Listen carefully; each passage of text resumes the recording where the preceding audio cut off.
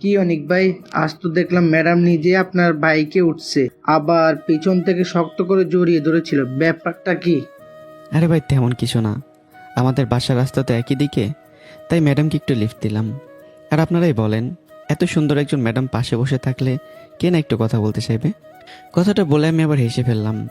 আমার হাসির সঙ্গে সবাই হেসে উঠলেও কারো চোখের সন্দেহ কিন্তু দূর হলো না। মুন্না সামনে এসে নাটকীয় ভঙ্গিতে বলল, ভাই, আপনার কপালটা একবার ঘষে দেখি তো। আমি কপালটা প্রথম দিন ভুল করে ম্যাডামের ঠোঁটে চুমু খেলান, কিছুই হলো না। এখন আবার সেই ম্যাডাম আপনার বাইকে উঠে আপনাকেই জড়ি ধরে বসে, এমন ভাগ্য তো সিনেমাতেও দেখা যায় না। কথা শেষ হতে চারপাশে অট্টহাসির রোল পড়ে গেল। কেউ বলল, অনেক ভাই, আপনার ভাগ্যের রহস্যটা আমাদেরকে একটু শেখান। আরেকজন বলল, ম্যাডামের রাগকেও আপনি বোধহয় প্রেমে পরিণত করে ফেলেছেন। সবাই একের পর এক মজা করে চলেছে, কিন্তু আমি শুধু মুচকে এসে গেলাম। একবারের জন্য আমার মুখ দিয়ে বের হলো না যে অথই আমার স্ত্রী। কিছু সম্পর্ক যতদিন নীরব থাকে ততদিনই হয়তো সবচেয়ে নিরাপদ থাকে, আর প্রকাশ করতে হলে অথই নিজেই করবে। দিনের ক্লাস শেষ হয়েছে, বিকেলের কোমল রোদ পড়েছে বিশ্ববিদ্যালয়ের ক্যাম্পাস জুড়ে। আমি ক্যাম্পাসের এক কোণে বসে নিজের কয়েকজন সহপাঠী বান্ধবীর সাথে গল্প করছিলাম। যদিও তারা বয়সে কিছুটা ছোট, তবু একই ব্যাচে মাস্টার্স পরীক্ষা দেব বলে আমাদের বন্ধুত্বটা বেশ সহজ ও স্বাভাবিক। হাসির আড্ডায় জমে উঠেছিল পরিবেশ। ঠিক তখন অফিস কক্ষ থেকে বেরিয়ে দূর থেকে পুরো দৃশ্যটা দেখলো অথই। প্রথমে সে থেমে গেল, তারপর এক দৃষ্টিতে তাকিয়ে রইল। দেখতে দেখতে বুকের ভিতর অদ্ভুত এক অনুভূতি জন্ম নিল। মুহূর্তের মধ্যে সে অনুভূতি পরিণত হলো ঈর্ষায়। তার মুখের কোমলতা মিলিয়ে গেল, চোখ দুটো আবার আগের মতো রাগে লাল হয়ে উঠল। সে আর এক মুহূর্ত দাঁড়িয়ে থাকতে পারল না, দ্রুত পায়ে সোজা আমার সামনে এসে দাঁড়ালো। কেউ কিছু বুঝে ওঠার আগেই হুট করে আমার কান চেপে ধরে টেনে তুলল, তারপর দাঁতে দাঁত চেপে বলল, পুরুষ মানুষ মানেই লুচ্ছা, নতুন নতুন মেয়ে পেয়েছে তাই বসে বসে গল্প হাসি আড্ডা। চুপচাপ ওঠো, আমাকে বাসায় নামিয়ে দেবে। পুরো ক্যাম্পাস মুহূর্তেই নিঃস্ব হয়ে গেল। যারা ঘটনাটি দেখেছিল তারা বিস্ময়ে চোখ বড় বড় করে তাকিয়ে রইল। আমি কিছু বুঝতে পারলাম না, শুধু লজ্জায় মাথা নিচু করে অথয়ের পিছন পিছন হাঁটতে লাগলাম। পেছনে দাঁড়িয়ে থাকা রাইসা হতবাক হয়ে নিজের বান্ধবীর দিকে তাকিয়ে বলল, আচ্ছা, এটা কি হলো? অনিক ভাইয়া তো শুধু আমাদের সঙ্গে বসে কথা বলছিল, ম্যাডাম তো রেগে গেলেন কেন? আবার কান ধরে নিয়ে গেল কেন? পাশের মেয়েটি ধীরে ধীরে বলল, জানি না, তবে দূর থেকে দেখে তো মনে হচ্ছিল যেন স্বামীকে বকাঝোকা করছে। আবার হয়তো তারা খুব ভালো বন্ধু, না হলে এমন অধিকার নিয়ে কেউ কথা বলে? দুজনে একে অপরের মুখের দিকে তাকিয়ে রইল, আর তাদের মনে কৌতূহলে নতুন বীজ বপন হয়ে গেল। অথবা এবার আমার বাইকের পেছনে এসে বসলো, বসে আগের মতো দুহাত দিয়ে আমাকে জড়িয়ে ধরলো, মৃদুস্বরে বলল, আজ আমি তোমার অফিসেও যাব, যতটুকু পারি তোমাকে একটু সাহায্য করব। আমি শুধু মাথা নাড়লাম, কোনো আপত্তি করলাম না। আমার বুকের ভেতরটা বরং অদ্ভুত এক শান্তিতে ভরে উঠল। এভাবেই দেখতে দেখতে আরও 1 মাস কেটে গেল। সময়ের সঙ্গে সঙ্গে আমার আর অথয়ের সম্পর্ক বদলে যেতে লাগলো। যে সম্পর্ক একদিন ছিল ভুল বোঝাবুঝি, অহংকার আর দূরত্ব, সেই সম্পর্কে এখন জন্ম নিয়েছে অগাধ বিশ্বাস আর নিঃস্বার্থ ভালোবাসা। অথয় এখন আগের মতো বিশ্বাস করে নিজের স্বামীকে। অন্যদিকে আমিও প্রতিটি সিদ্ধান্তে নিজের স্ত্রীকে পাশে পাই। ব্যবসাতেও সাফল্য ধীরে ধীরে ধরা দিতে শুরু করলো। আগের ব্যাংক ঋণ সম্পূর্ণ পরিশোধ করে নতুন ঋণ নিলাম। ছোট গার্মেন্টস কারখানাটি ধীরে ধীরে বড় প্রতিষ্ঠানে রূপ নিতে শুরু করেছে। চট্টগ্রামের বাজার পেরিয়ে দেশের বিভিন্ন জেলায় আমার তৈরি পোশাক যাচ্ছে। শুধু তাই নয়, বিদেশ থেকেও ছোট ছোট পোশাকের অর্ডার আসতে শুরু করেছে। একসময়ের অসহায় যুবকটি নিজের স্বপ্নকে ধীরে ধীরে বাস্তবে রূপ দিচ্ছে। অন্যদিকে নিহার জীবন যেন ধীরে ধীরে অন্ধকারে ডুবে যাচ্ছে। সে এখন 5 মাসের অন্তঃসত্ত্বা, কিন্তু তার চোখে মুখে মাতৃত্বের আনন্দের কোনো ছাপ নেই, বরং দিন দিন বেড়েই চলেছে উদ্বেগ আর অস্থিরতা। পাবেল ইতালিতে যাওয়া 3 মাস হয়ে গেছে। এই 3 মাসে একটা বারও সে ফোন করেনি, একবারও নিজের স্ত্রীর খবর নেয়নি। নিহা অপেক্ষা করছে প্রতিদিন, প্রতি রাতে, কিন্তু ফোন আসেনি। এরই মধ্যে আরেকটি বড় দুশ্চিন্তা তাদের ঘিরে ধরেছে। আমার কাছ থেকে নেওয়া 10 লক্ষ টাকা আর ধার করে জোগাড় করা আরও 5 লক্ষ, সব মিলে 15 লক্ষ টাকা পাবেলের হাতে তুলে দেওয়া হয়েছিল। এখন সেই ধার দেনার মানুষগুলো প্রতিদিন দরজায় এসে টাকা চাইছে। নিহা আর তার মার দুজনেরই রাতের ঘুম উড়ে গেছে। আর তার উপর গত কয়েকদিন ধরে মিহির আচরণ অস্বাভাবিক হয়ে উঠেছে। কোথায় যায়, কার সঙ্গে কথা বলে, কেন এত গোপনীয়তা, এসব নিয়ে নতুন করে দুশ্চিন্তায় পড়ে গেল পুরো পরিবার। আরেকদিকে আমার বাবা মায়ের জীবনও যেন নীরবে কষ্টে ভরে উঠেছে। ছোট ছেলে আদর এখন ভালো চাকরি করে, বিয়ে করে আলাদা সংসার করেছে। বাবা মার কথা তার খুব একটা মনে পড়ে না। ইচ্ছে হলে সামান্য কিছু টাকা দেয়, না হলে খোঁজও নেয় না। সেই সামান্য টাকায় কোনো মতে ডাল ভাত খেয়ে বেঁচে আছে বৃদ্ধ বাবা মা। তাদের চোখে এখনও আশা, একদিন হয়তো ছোট ছেলে তাদের আবারও নিজের কাছে নিয়ে নেবে। কিন্তু সে আশার আলো দিন দিন ক্ষীণ হয়ে আসছে। সব কিছু দেখেও শারমিন চুপ করে থাকে, কারণ সে জানে যদি বড় ভাই অনিক এসব জানতে পারে তবে নিজের সুখ স্বপ্ন বিসর্জন দিয়ে আবারও পরিবারের বোঝা খাতে তুলে নেবে। সময় কখন যে ডানা মেলে উড়ে যায় তা কেউ বুঝতে পারে না। দেখতে দেখতে আমার মাস্টার্স ফাইনাল পরীক্ষা শুরু হয়ে গেল। একসময় যে ছেলেটা 5 বছর পড়াশোনা থেকে দূরেছিল, আর সে জীবনের হাজারো সংগ্রাম পেরিয়ে আবারও পরীক্ষার হলে বসেছে।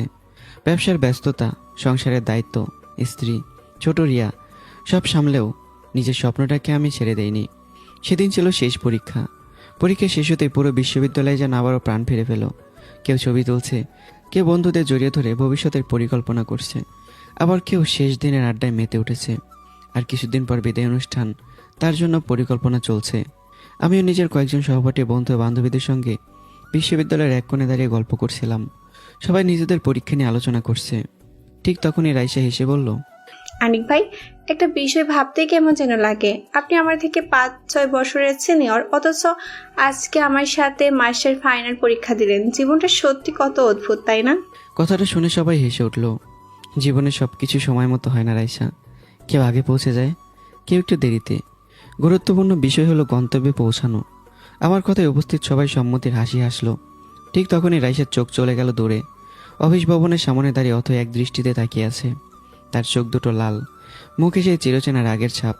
রাইসা মুচকি এসে ফিসফিস করে বলল, অনিক ভাই, ওই যে আপনার সেই বদরাগী ম্যাডাম দাঁড়িয়ে আছে, যেভাবে তাকিয়ে আছে, আমার তো মনে হচ্ছে আজ আপনাকে জীবন তো চিবিয়ে খেয়ে ফেলবে।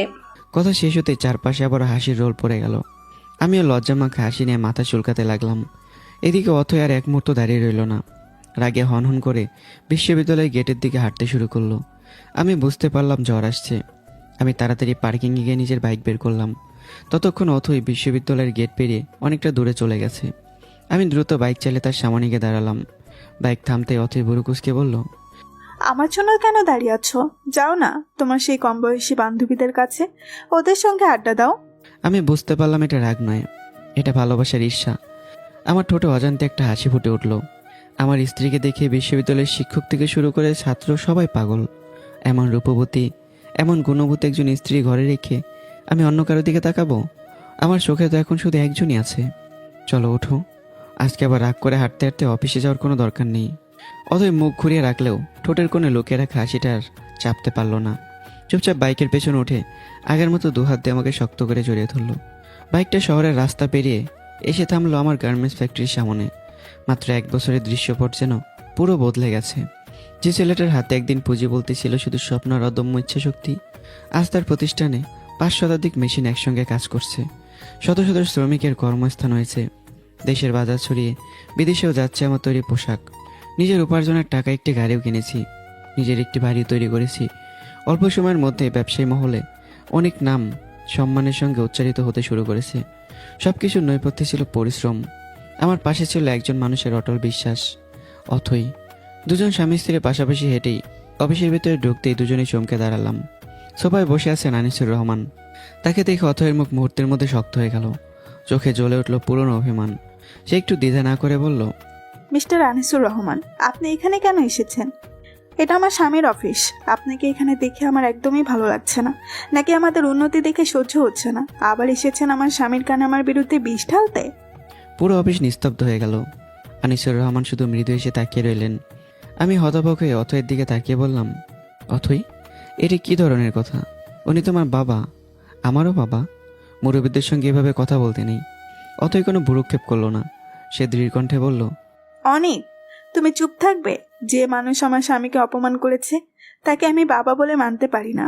আমার স্বামীর সম্মান যেখানে নেই সেখানে আমারও কোনো সম্পর্ক নেই। কথাগুলো যেন সোজা গিয়ে আঘাত করলো আমার হৃদয়ে। আমার চোখের কোনো অজান্তে জল চিকচিক করে উঠল। একদিন যে মেয়েটা আমাকে ফকির বলে অপমান করেছিল, আর সে মেয়েটি আমার সম্মানের জন্য নিজের বাবার বিরুদ্ধে দাঁড়িয়ে গেছে। এর সে বড় প্রাপ্তির কি হতে পারে? আনিসুর রহমান ঠোঁটের কোণে মৃদু হাসি টেনে বললেন, না, এসেছে শুধু দেখতে সেই ফকির আর ফকিরনির বউ কেমন আছে। আজ প্রায় 1 বছর হয়ে গেল।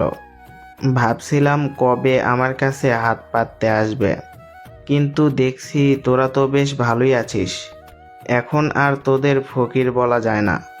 কথাগুলো শুনেই অথয়ের বুকের ভেতরটা যেন আগুনে জ্বলে উঠল।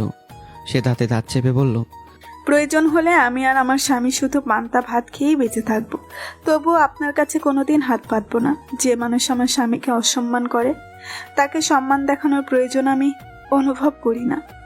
কথাগুলো শুনে আনিসুর রহমান আর নিজেকে সামলাতে পারলেন না। তার ঠোঁটে চাপা হাসি ফুটে উঠল, একই সঙ্গে চোখের কোণ ভিজে উঠল অশ্রুতে। এই দৃশ্যটা আমার চোখ এড়ালো না। আমি অবাক হয়ে শ্বশুরের মুখের দিকে তাকিয়ে রইলাম। মনে মনে প্রশ্নের পর প্রশ্ন জাগতে লাগলো। এ কেমন মানুষ উনি? মুখে হাসি অথচ চোখে জল। অথয়ের প্রতিটি কথায় উনি যেন কষ্ট পাচ্ছেন না, বরং আনন্দ পাচ্ছেন। তাহলে এতদিন ধরে উনি আসলে কি চাইছিলেন?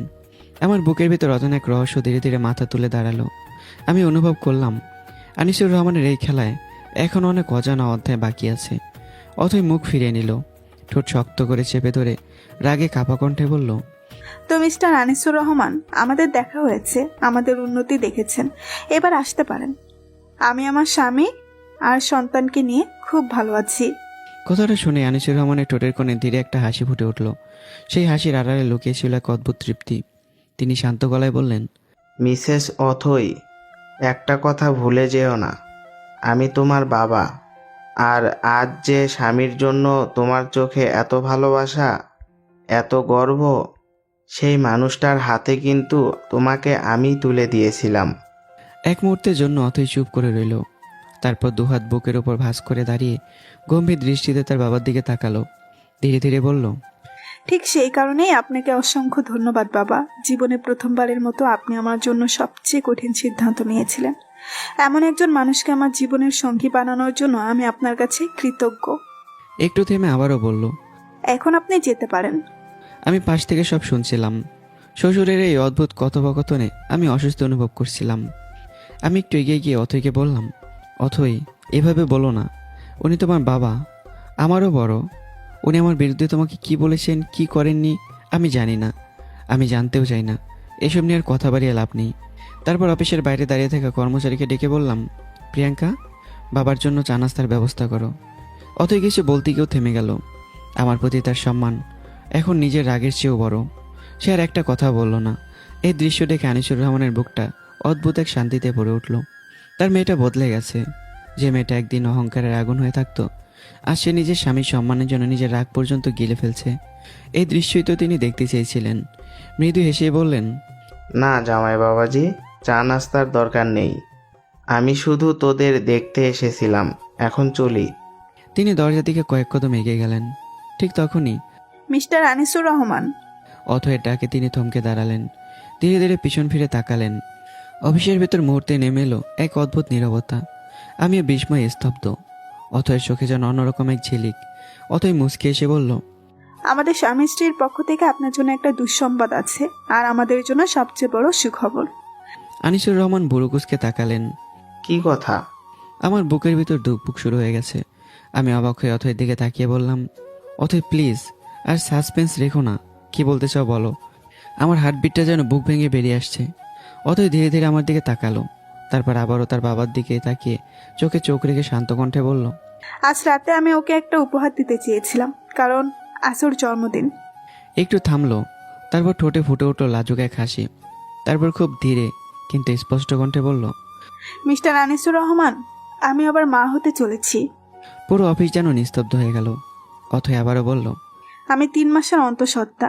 আমরা আমাদের দ্বিতীয় সন্তানের মা বাবা হতে চলেছি। কথাটা শেষ হতে আনিসুর রহমান আর এক সেকেন্ডও দাঁড়িয়ে থাকতে পারলেন না। তার চোখ দুটো মুহূর্তে জলে ভরে উঠেছে, ঠোঁট কাঁপছে, বুকের ভেতর আনন্দের ঢেউ আছড়ে পড়ছে। আর একটু দাঁড়ালে হয়তো মেয়ের সামনে কেঁদে ফেলবেন। তাই দ্রুত মুখ ফিরিয়ে নিলেন। ধীর পায়ে অফিসের বাইরে চলে গেলেন। বাইরে বেরোতেই আকাশের দিকে তাকিয়ে ফিসফিস করে বললেন, আলহামদুলিল্লাহ, আমার প্ল্যান সফল হয়েছে।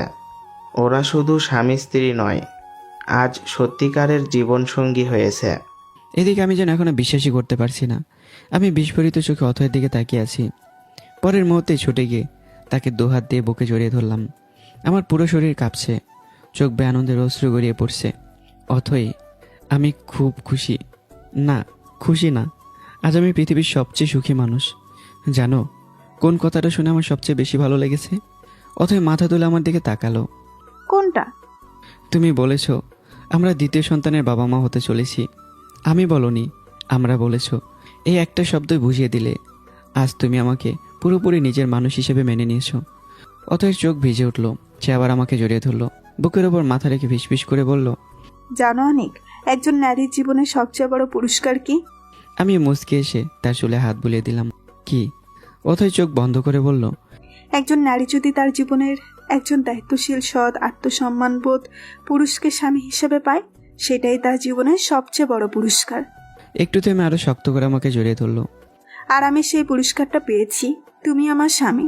এটাই আমার জীবনের সবচেয়ে বড় পাওয়া। আমি সত্যিই ভাগ্যবতী। আমার বুকটা গর্বে ভরে উঠল, চোখের কোণে জল চিকচিক করছে। মনে মনে দীর্ঘ শ্বাস ফেলে ভাবলাম, 3 বছরের সংসারে নিহা কোনোদিন আমাকে এভাবে সম্মান দেয়নি, কোনোদিন আমার পাশে দাঁড়ায়নি, কোনোদিন আমার সাফল্য নিয়ে গর্ব করেনি। আর আজ অথয় আমার হাত ধরে পুরো পৃথিবীর সামনে বলতে পারছে আমি তার গর্ব, আমি তার সম্মান। হয়তো এটাই প্রকৃত ভালোবাসা। অনেকক্ষণ একে অপরকে শক্ত করে জড়িয়ে থাকার পর ধীরে ধীরে নিজেদের বাস্তবতায় ফিরে এলাম আমি ও অথই। অফিসের শেষ ফাইলটাতে স্বাক্ষর করে দুজন পাশাপাশি বেরিয়ে এলাম। বাইরে তখন সন্ধ্যার নরম আলো, পশ্চিম আকাশে লালচে সূর্যটা ধীরে ধীরে অস্ত যাচ্ছিল। গাড়ির জানালার বাইরে তাকিয়ে অথই মৃদু এসে বসে আছে, আর আমি মাঝে মধ্যে আর চোখে নিজের স্ত্রীকে দেখছি।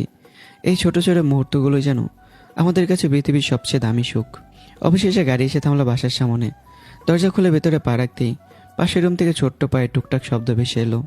পরের মুহূর্তে রিয়া দৌড়ে এসে দুহাত উঁচু করে চিৎকার করে উঠল। মামা! এক লাফে অথয়ের কোলে উঠে পড়ল সে। অথয় দুহাতে তাকে বুকে জড়িয়ে নিল। মেয়েটার নরম গাল নিজের গালে ঘষে আদর করতে করতে তার বুকটায় অদ্ভুত এক প্রশান্তিতে ভরে উঠল। অথয় মনে মনে ভাবল, এই ছোট্ট মানুষটাকে একদিন আমি নিজের সন্তান বলতে দ্বিধা করতাম, আর আজ ওকে ছাড়া একটা দিনও কল্পনা করতে পারি না। আমি দূরে দাঁড়িয়ে সেই দৃশ্য দেখছিলাম। আমার ঠোঁটের কোনো অজান্তে একটা তৃপ্তির হাসি ফুটে উঠল। মনে মনে শুধু বললাম, আলহামদুলিল্লাহ, আমার পরিবারটা সত্যিই পূর্ণ হয়েছে। রাতের খাবার শেষে 3 জন মিলে গল্প করলাম। রিয়াকে ঘুম পাড়িয়ে দিয়ে আমি আর অথই নিজেদের রুমে চলে এলাম। রুমের বাতি নিভে খাটে শুতে গিয়েই আমি অবাক হয়ে গেলাম। অথয় আজ অন্যদিনের মতো আমার বুকে মাথা রাখেনি, বরং মুখ ফিরে একেবারে অন্য পাশে শুয়ে আছে। কি হলো আমার রাগী ম্যাডাম? আজকে আবার দেয়ালের দিকে মুখ করে শুয়ে আছো কেন? আসো না, আমার বউটাকে একটু আদর করি। এই বলে আমি অথয়কে নিজের দিকে ফিরিয়ে নিতে হাত বাড়াতেই ঝাটকা দিয়ে আমার হাত সরিয়ে দিল। ভান করার আগে চোখ দুটো গোল করে বলল, একদম আমাকে টাচ করবে না, আর যদি একবারও আমাকে ছুতে আসো তাহলে কিন্তু তোমার খবর আছে। আরে আমার অপরাধটা কি? অথয় ঠোঁট ফুলিয়ে বলল, বিকেলে তোমার সেই বান্ধবীদের সঙ্গে দাঁড়িয়ে দাঁড়িয়ে এত হাসাহাসি করছিলে কেন? ওরা আমার বান্ধবী না, ক্লাসমেট।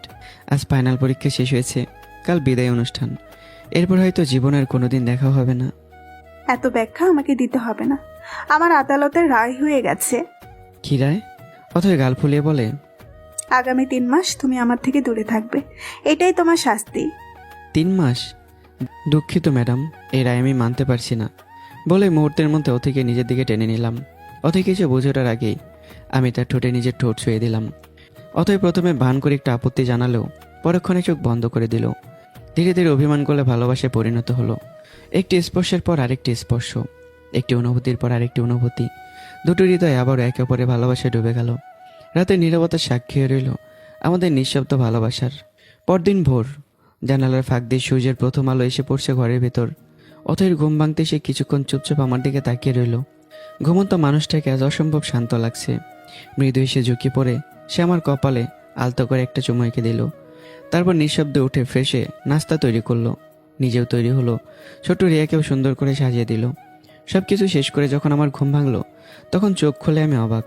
দুজন মামে যেন কোথাও বেড়াতে যাওয়ার জন্য প্রস্তুত। কি ব্যাপার, 2 রাজকন্যা এত সকালে এমন সাজুগুজু করেছে কেন? কোথাও যাবে নাকি? অথয় হাত কোমরে রেখে বলল, রাতে সব ভুলে গেছো নাকি? আজ তোমাদের বিদায় অনুষ্ঠান। ও ঠিকই তো। তারপর রিয়ার দিকে তাকিয়ে বললাম, কিন্তু রিয়াকে তো তুমি আগে কখনো বিশ্ববিদ্যালয়ে নিয়ে যাওনি। অথয় মুচকে এসে বলল, আগে যেতাম ক্লাস নিতে, এখন যাচ্ছি আমার স্বামীর বিদায় অনুষ্ঠানে। আজ আমার মেয়েও যাবে। কিছুক্ষণ পর সকালে নাস্তা শেষ করে 3 জনই প্রস্তুত হয়ে বেরিয়ে এলাম। আজ অথয়ের শ্বাসটা যেন অন্য সব দিনের চেয়ে আলাদা। গাঢ় নীল শাড়ি, তার সঙ্গে মিলিয়ে নীল হিজাব, চোখে গভীর কাজল, ঠোঁটে হালকা লাল লিপস্টিক, সাথে মাতৃত্বের কোমল আভা আর ভালোবাসার নির্মল হাসি। তাকে দেখে সত্যিই মনে হচ্ছে নীল আকাশ ভেদ করে কোনো স্বর্গপুরী পৃথিবীতে নেমে এসেছে। আমি অনেকক্ষণ এক দৃষ্টিতে তাকিয়ে রইলাম, তারপর বললাম, অথই, তোমাকে যেভাবে বিশ্ববিদ্যালয়ে যেতে দিতে আমার একদমই ইচ্ছে করছে না। অথই অবাক হয়ে বলল, কেন? আমাকে কি খুব খারাপ লাগছে? সুন্দর লাগছে না? তার কণ্ঠে অভিমান স্পষ্ট। আমি এসে মাথা নাড়লাম, তারপর ধীরে ধীরে অথয়ের দুই গাল নিজের হাতে নিয়ে বললাম, সুন্দর, এই শব্দটা তোমার জন্য খুবই ছোট। তোমাকে দেখে মনে হচ্ছে আমি যেন কোনো স্বপ্ন দেখছি। মনে হচ্ছে একটু পরে ঘুম ভেঙে যাবে আর আমি আমার পরিটাকে হারিয়ে ফেলবো। আর পুরো বিশ্ববিদ্যালয় অর্ধেক ছেলে তো এর আগেই তোমার প্রেমেই পাগল। আর যদি তুমি এভাবে পরি সেজে যাও, তাহলে হয় সবাই আবার নতুন করে ক্রাশ খাবে, না আমার বউকে কিডন্যাপ করার প্ল্যান করবে। কথাটা শুনে অথই লজ্জা একেবারে টুকটুকে লাল হয়ে গেল। মাথা নিচু করে আমার বুকে আলতো করে ঘুষি মেরে আমাকে জড়িয়ে ধরলো। লজ্জামাখা কণ্ঠে আবার বলল, উফ, তুমি না একদম অসহ্য। এত প্রশংসা করো কেন? আমার খুব লজ্জা লাগে। আমি মুচকে এসে তার কানের কাছে মুখ নিয়ে বললাম, এই যে আমার আগে বউটা লজ্জা পেয়ে এভাবে আমাকে জড়িয়ে ধরছে। এভাবে থাকলে কিন্তু আমার আবারও দুষ্টুমি করতে ইচ্ছে করবে। অথই সঙ্গে সঙ্গে কয়েকটা আলতো ঘুষি বসিয়ে দিল আমার বুকে।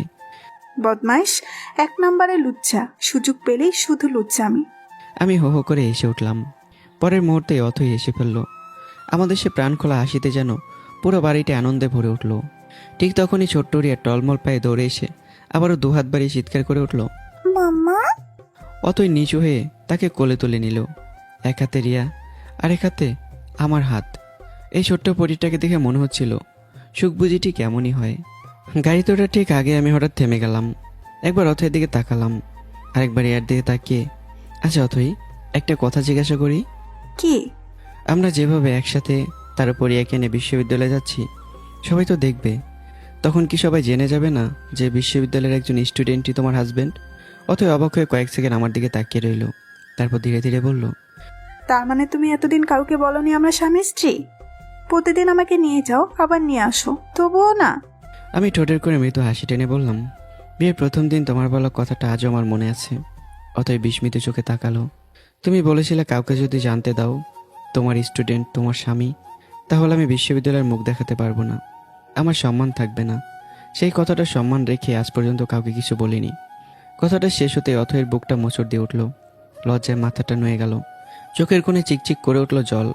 ধীরে ধীরে আমার হাতটা নিজের দুহাত দিয়ে চেপে ধরে ফিসফাস করে বলল, ওই দিনের জন্য কতবার যে সরি বলেছি, তবুও মনে হয় কম বলা হয়েছে। রাগ, অহংকার আর নিজের বড়লোকি পরিচয়ের নেশায় তোমাকে কত কষ্ট দিয়েছি। তার কণ্ঠ কেঁপে উঠল। তখন বুঝিনি টাকা পয়সার চেয়ে একজন ভালো মানুষ 1000 গুণ বেশি মূল্যবান। আমি মৃদু এসে তার চোখের জল আঙ্গুল দিয়ে মুছে দিলাম। হয়েছে, ওই দিনের জন্য তোমাকে অনেক আগেই ক্ষমা করে দিয়েছি। এখন আর পুরনো কথা মনে করে কাঁদবে না। চলো, আমার আগে বউ সবাই অপেক্ষা করছে। দুজনে গাড়িতে উঠে বসলাম। কিছুক্ষণ পর গাড়িটা বিশ্ববিদ্যালয়ের প্রধান গেট পেরিয়ে ভিতরে ঢুকলো। প্রতিদিনের মতো আজ অসংখ্য চোখ ঘুরে এলো সেই পরিচিত গাড়িটার দিকে, কিন্তু আজকে দৃশ্যটা একটু আলাদা। অথয়ের কোলে ছোট্ট রিয়া। বিষয়টা চোখ এড়ালো না কারো। মুন্না দূর থেকেই চোখ কুঁচকে বলল, আরে মনে হয় বাচ্চাটাই ম্যাডামের মেয়ে। ওই দিন তো ম্যাডামও এমন কিছু ইঙ্গিত দিয়েছিল। গাড়ি থামতেই অথই রিয়াকে কোলে নিয়ে বিশ্ববিদ্যালয়ের অফিস কক্ষের দিকে চলে গেল। আমি সোজা চলে গেলাম বিদায় অনুষ্ঠানের জন্য নির্ধারিত স্থানে। ইতিমধ্যে মাস্টার্স ফাইনালের প্রায় 50-60 জন শিক্ষার্থী সেখানে জড়ো হয়েছে। হাসি, আড্ডা, ছবি তোলা, পুরো পরিবেশ উৎসব মুখর। হঠাৎ সুজন হেসে বলল, অনিক ভাই, একটা কথা বলি। বলেন। প্রতিদিন ম্যাডামকে আনা নেওয়ার ডিউটিটা যদি আমার হতো, শুধু আমি কেন, পুরো ভার্সিটির সব ছেলে এই ডিউটির জন্য রাজি। চারপাশে অট্টহাসি পড়ে গেল। আমি আবারও এসে বললাম, সবাই একটা কথা বলে যাচ্ছ। তোমাদের ম্যাডাম এখন অন্য একজনের স্ত্রী। অন্যের স্ত্রীর দিকে এভাবে তাকানো কিন্তু ঠিক না, পাপও। মুন্না সঙ্গে সঙ্গে বলে উঠল, ভাই, তোমার এত জ্বলে কেন? উনি তো আর তোমার স্ত্রী না। সবাই আবারও হো হো করে এসে উঠল। ঠিক তখনই একটা পরিচিত কণ্ঠ ভেসে এলো। এটা কি হচ্ছে? সবাই একসাথে পিছন ফিরে তাকালো। অথয় দাঁড়িয়ে আছে, কোলে রিয়া, মুখে হালকা রাগের ছাপ। সে সোজা আমার সামনে এসে দাঁড়িয়ে বলল, মেয়েটাকে শুধু আমার একার দায়িত্ব ভেবেছ? তুমি জানো না রিয়া আমাকে ছাড়া কতক্ষণ থাকতে পারে না? এর মধ্যে সে এদিক ওদিক ছুটাছুটি করে। তাহলে আজ তোমার কি আমার পাশে থাকার দরকার ছিল না? তার কথার ভঙ্গি, চোখের ভাষা, অভিমান সবকিছু যেন একজন স্ত্রীর নিজের স্বামীকে বকা দেওয়ার মতো। চারপাশে মুহূর্তে নেমে এলো পিনপত্তর নীরবতা। রাইসা বিস্ময় চোখ বড় বড় করে বলল, ম্যাম, আপনি এমনভাবে কথা বলছেন যেন অনিক ভাই আপনার হাজব্যান্ড। আসিফ, মুন্না, সুজন, আতিক সবাই একসঙ্গে বলে উঠল। হ্যাঁ ম্যাম, একদম স্ত্রী যেমন স্বামীকে বকে ঠিক তেমন লাগছে। অথয় নিজেকে আটকাতে পারলো না, ঠোঁটের কোণে মিষ্টি একটা হাসি ফুটে উঠল। সে একবার আমার দিকে তাকালো, তারপর সবার দিকে, শান্ত অথচ দৃঢ় কণ্ঠে বলল, কেন, তোমাদের অনেক ভাই কিছু বলেনি? একটু থামলো, পরের কথাটা বলল এমন স্বাভাবিক ভঙ্গিতে যেন পৃথিবীর সবচেয়ে সাধারণ সত্য উচ্চারণ করেছে। তোমাদের অনেক ভাই আমার স্বামী। মুহূর্ত, 2 মুহূর্ত, 3 মুহূর্ত, পুরো ক্যাম্পাস যেন সময়ের ভেতরে জমে গেল। কেউ চোখের পলক ফেলছে না, কেউ নিঃশ্বাস নিচ্ছে না। মুন্নার মুখ হা হয়ে গেছে, আসিফের হাতে থাকা পানির বোতল মাটিতে পড়ে গেছে, রাইসার হাতে থাকা মোবাইল প্রায় পড়েই যাচ্ছিল, কোনো মতে সামলে নিল। সুজন নিজের কান চেপে ধরে বলল, আমি আমি কি ঠিক শুনলাম? আতিক তো হতভম্ব হয়ে আমার আর ঐথের দিকে বারবার তাকাচ্ছে। কয়েকজন মেয়ে নিজেদের মধ্যে ফিসফিস করে বলছে, অসম্ভব, এটা কিভাবে সম্ভব? ম্যাডাম আর অনিক ভাই। কেউ আর নিজের গালে নিজেই চিমটি কেটে বলল। আরে আমি কি স্বপ্ন দেখছি নাকি? আরেকজন তো রীতিমতো বসে পড়লো চেয়ারে। এতদিন আমরা যাদের নিয়ে গল্প বানিয়েছি তারা সত্যি সাহসী। ঠিক তখনই অথয় আবার বলল, শুধু তাই না, আমাদের একটা মেয়েও আছে।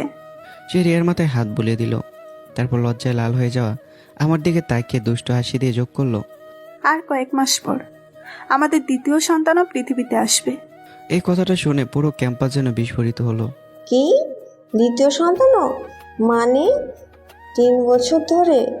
তাই তো, এই জন্য ম্যাডাম সবসময় অনিক ভাইকে এত শাসন করতো, এই জন্য প্রতিদিন একসাথে আসা যাওয়া, এই জন্য বাচ্চাটা ম্যাডামকে মাম্মা ডাকে।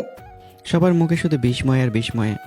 অতই তখন মুচকি এসে রিয়াকে আমার কোলে তুলে দিল, ফিসফাস করে বলল, এবার সামলাও তোমার ভক্তদের। এই বলে সে ধীর পায়ে অফিস কক্ষের দিকে চলে গেল। অথই চোখের আড়াল হতেই 50-60 জন ছাত্রছাত্রী একসাথে আমাকে ঘিরে ধরল, কেউ সামনে, কেউ পেছনে, কেউ দুপাশে। দৃশ্যটা দেখে মনে হচ্ছিল এই জন্য আমার বিচার বসেছে। আমি কোলে রিয়াকে শক্ত করে ধরে ভয়ে ভয়ে চারপাশে তাকালাম, তারপর শুকনো ঢোক গিলে বললাম, এই সবাই একটু শান্ত হও, দেখো আমার কোলে কিন্তু আমার মেয়ে আছে। তোদের চেহারা দেখে মনে হচ্ছে আমাকে আজ গণপিটুনি দিবি। আমি আবার কি অপরাধ করলাম রে বাবা? শেষ কথা হতেই সবাই একসাথে এগিয়ে এলো, আর আমি বুঝে গেলাম আজ আর রক্ষা নেই। মুন্না তখন হঠাৎ আমার কাঁধে জোরে একটা চাপড় মেরে হেসে হেসে বলে উঠল, ওরে শালা, ওরে বাটপার, আমাদের সাথেই বসে আড্ডা দিতিস আর তুই কিনা আমাদের অথই ম্যাডামের হাজব্যান্ড। এতদিন আমাদের মনেই মজা নিচ্ছিলি। তার কথা শেষ হতেই চারপাশে দাঁড়িয়ে থাকা সবাই একসাথে হো হো করে এসে উঠল। কেউ আমার কাঁধে ধাক্কা দিচ্ছে, কেউ আবার অবিশ্বাসের দৃষ্টিতে আমার দিকে তাকিয়ে আছে। এর মধ্যেই সুজন এগিয়ে এসে মুচকি এসে বলল, বাহ অনিক ভাই, আপনি তো দেখি একদম খেলোয়াড় মানুষ। এতদিন আমাদের সঙ্গে একই বেঞ্চে বসে একই ক্যান্টিনে আড্ডা দিয়ে একবারও বুঝতে দিলেন না যে অথই ম্যাডাম আপনার স্ত্রী। নিজের স্ত্রীকে নিজেই কিস করে রাতারাতি পুরো ভার্সিটিতে ফেমাস হয়ে গেলেন, আর আমরা কিছুই টের পেলাম না। আবারও হাসির রোল পড়ল। আসিফ এবার নাটকীয় ভঙ্গিতে দুহাত কোমরে রেখে বলল, বাহ অনিক ভাই, তলে তলে এত কিছু বললেন। আপনি স্বর্গের পরীর মতো সুন্দরী এত রাগী একটা মেয়েকে পটালেন কিভাবে? আমি সামনে যদি একটা ভাগও দেখি তবুও এত ভয় পাবো না, কিন্তু আপনার স্ত্রীর রাগ, আল্লাহর কসম, ভাগের চেয়েও 1000 গুণে ভয়ঙ্কর রাগী। কথাটা শুনে উপস্থিত সবাই আবার অট্টহাসিতে ফেটে পড়ল। রাইসা মাথা নেড়ে বলল, যাই বলো না কেন, অনিক ভাই কিন্তু পুরো ভার্সিটির ক্রাশকে বিয়ে করে নিয়েছে। এই ব্যাপারে উনিই সবচেয়ে বেশি ভাগ্যবান। চারদিকে আবারও হাততালি পড়ে গেল। এতক্ষণে সবাই শুধু আমাকে নিয়ে মজা করছিল। আমি লজ্জায় মাথা চুলকাতে চুলকাতে অসহায় মুখে বললাম, দেখ ভাই, আসলে ইচ্ছে করে কাউকে বলিনি। ও এখন একজন মাস্টার্স কমপ্লিট করা বিশ্ববিদ্যালয়ের শিক্ষক, আর আমি তখন স্টুডেন্ট। বিয়ের শুরুতে ও নিজেও চেয়েছিল বিষয়টা গোপন রাখতে, তাই কাউকে বলিনি ভাই। যদি কোনো ভুল হয়ে থাকে প্লিজ ক্ষমা করে দিও। আমার বিনয়ের কথায় অনেকেই মুচকি এসে ফেললো। আসিফ সঙ্গে সঙ্গে বলে উঠল, ক্ষমা করব, তবে একটি শর্তে। কি শর্ত? আসিফ চোখ টিপেই বলল, পুরো ব্যাচকে টিট দিতে হবে, তাও কিন্তু ছোট খাটো না। ঠিক আছে ভাই, সবাইকে মন ভরে ট্রিট দেব, এবার তো ক্ষমা করো। এই তো আমাদের অনেক ভাই। একসঙ্গে সবাই চিৎকার করে উঠল। হাসি ঠাট্টা খুনসুটি আর আনন্দে সেদিনের বিদায় অনুষ্ঠান শেষ হলো। কথা রাখলাম আমিও। পুরো ব্যাচের বন্ধু বান্ধবদের নিয়ে শহরের একটি অভিজাত 5 তারকা হোটেলে জমকালো আপ্যায়নের ব্যবস্থা করলাম। সেদিনে সেই আনন্দঘন মুহূর্তগুলো সবাই অনেক দিন পর্যন্ত মনে রেখেছিল। সময় কখনো কারোর জন্য থেমে থাকে না। দিন গড়িয়ে সপ্তাহ, সপ্তাহ পেরিয়ে মাস, দেখতে দেখতে অথয়ের গর্ভধারণের 6 মাস পূর্ণ হয়ে গেল। তার মুখ জুড়ে এখন মাতৃত্বের এক অপার্থিব আভা। অন্যদিকে নিহার গর্ভের 8 মাস চলছে। পাবেল ইতালি যাওয়ার প্রায় 7 মাস পার হয়ে গেছে, কিন্তু এই দীর্ঘ 7 মাসে একবারের জন্য সে ফোন করেনি, একবারও খোঁজ নেয়নি নিজের গর্ভবতী স্ত্রীর। প্রথমে নিহা ভেবেছিল হয়তো বিদেশে গিয়ে খুব ব্যস্ত হয়ে পড়েছে, হয়তো নতুন কাজের চাপে সময় পাচ্ছে না। কিন্তু সময় যত গড়াতে লাগলো, তার বুকের ভেতর অস্থিরতা তত বাড়তে লাগলো। এর মধ্যে আরও ভয়ঙ্কর এক সত্য সামনে চলে এলো। নিহার ছোট বোন মিহির আচরণ বেশ কিছুদিন ধরে অস্বাভাবিক লাগছিল। দিনকে দিন যখন তার পেট বড় হতে থাকে, তখন সবাই বুঝতে পারে সেও অন্তঃসত্ত্বা। অনেক চাপ, অনেক প্রশ্ন আর অসংখ্য কান্নার পর অবশেষে একদিন মিহি মাথা নিচু করে সত্যিটা স্বীকার করলো। কাপা কণ্ঠে সে বলল, আমার গর্ভের সন্তানের বাবা আর কেউ নয়, পাবেল ভাই, আপুর স্বামী। এক মুহূর্তে যেন পুরো পৃথিবী থমকে গেল। নিহা আর তার মা দুজনে পাথরের মতো স্থির হয়ে গেলেন। কারো মুখ দিয়ে একটা শব্দ বের হলো না। তারপর ধীরে ধীরে তাদের কাছে সবকিছু পরিষ্কার হয়ে গেল। পাবেল শুধু নিহাকে নয়, চতুরতার সঙ্গে দু বোনকে নিজের ফাঁদে ফেলেছিল। তাদের ভালোবাসা, বিশ্বাস, সরলতা সবকিছু ব্যবহার করেছে। তাদের কাছ থেকে টাকা পয়সা হাতে নিয়েছে। তারপর বিদেশ পালিয়ে গিয়েও আর একবার ফিরেও তাকায়নি। এদিকে ধার দেনার বোঝায় ধীরে ধীরে ভেঙে পড়তে লাগলো পুরো পরিবার। নিহার বাবা আবিরের একারে সংসার চালানো কঠিন হয়ে পড়ছিল। তার উপর মানুষের ধার শোধ করা প্রায় অসম্ভব। তাই বাধ্য হয়ে আবির একটির পর একটা কোম্পানিতে অতিরিক্ত কাজ খুঁজতে শুরু করলো। দিনরাত পরিশ্রম, চাকরি আর পাওয়া যাচ্ছিল না। অন্যদিকে আমার পরিবারও দিন দিন করুণ হয়ে উঠছিল। ছোট ছেলে আদর এখন প্রায় পুরোপুরি বাবা মায়ের দায়িত্ব এড়িয়ে গেছে। আগে যতটুকু খরচ দিত, এখন সেটা অনেক কমিয়ে দিয়েছে। অভাবের তাড়নায় আমার বাবা বাধ্য হয়ে একটা ব্যাংকে নিরাপত্তা রক্ষীর চাকরি নিয়েছেন। বৃদ্ধ বয়সে সারাদিন ইউনিফর্ম পরে দাঁড়িয়ে ডিউটি করতে করতে তার শরীর ভেঙে পড়লেও সংসারের দায়িত্বের কাছে তিনি হার মানেননি।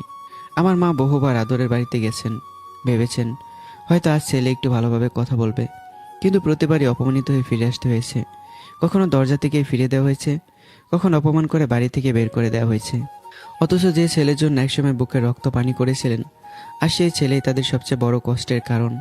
এদিকে শারমিন নিজের মতো করে সবকিছু সামলে নিচ্ছে। প্রতিদিন সকালে সে বড় ভাই আমার বাসায় চলে আসে, সারাদিন রিয়ার সঙ্গে খেলাধুলা করে, অতএকে সংসারের কাজে সাহায্য করে। রাত হলে খাওয়া দাওয়া করে বাবা মায়ের বাড়িতে ফিরে যায়। আমি প্রায় তার হাতে টাকা দিই, বাজার কিংবা নিত্য প্রয়োজনীয় জিনিসপত্র তুলে দিই। শারমিন সেগুলো নিঃশব্দে বাবা মার কাছে পৌঁছে দেয়, কিন্তু একটা কথাও বলে না এসব তার বড় ভাই দিয়েছে। কারণ সে খুব ভালো করেই জানে, যেদিন আমি জানতে পারবো আমার বৃদ্ধ বাবা ব্যাংকে নিরাপত্তা রক্ষী চাকরি করছেন, মা অভাবের সঙ্গে যুদ্ধ করছেন, সেদিন সব বলে আবারও সে পরিবারের জন্য নিজের জীবন উজাড় করে দেব। আর শারমিন চায় না তার ভাই আবারও সেই পুরনো বিশ্বাসঘাতকতার আগুনে নিজেকে পুড়িয়ে ফেলুক। তাই বুক ভরা কষ্ট নিয়েও সে নীরবে সবকিছু সহ্য করে যাচ্ছে।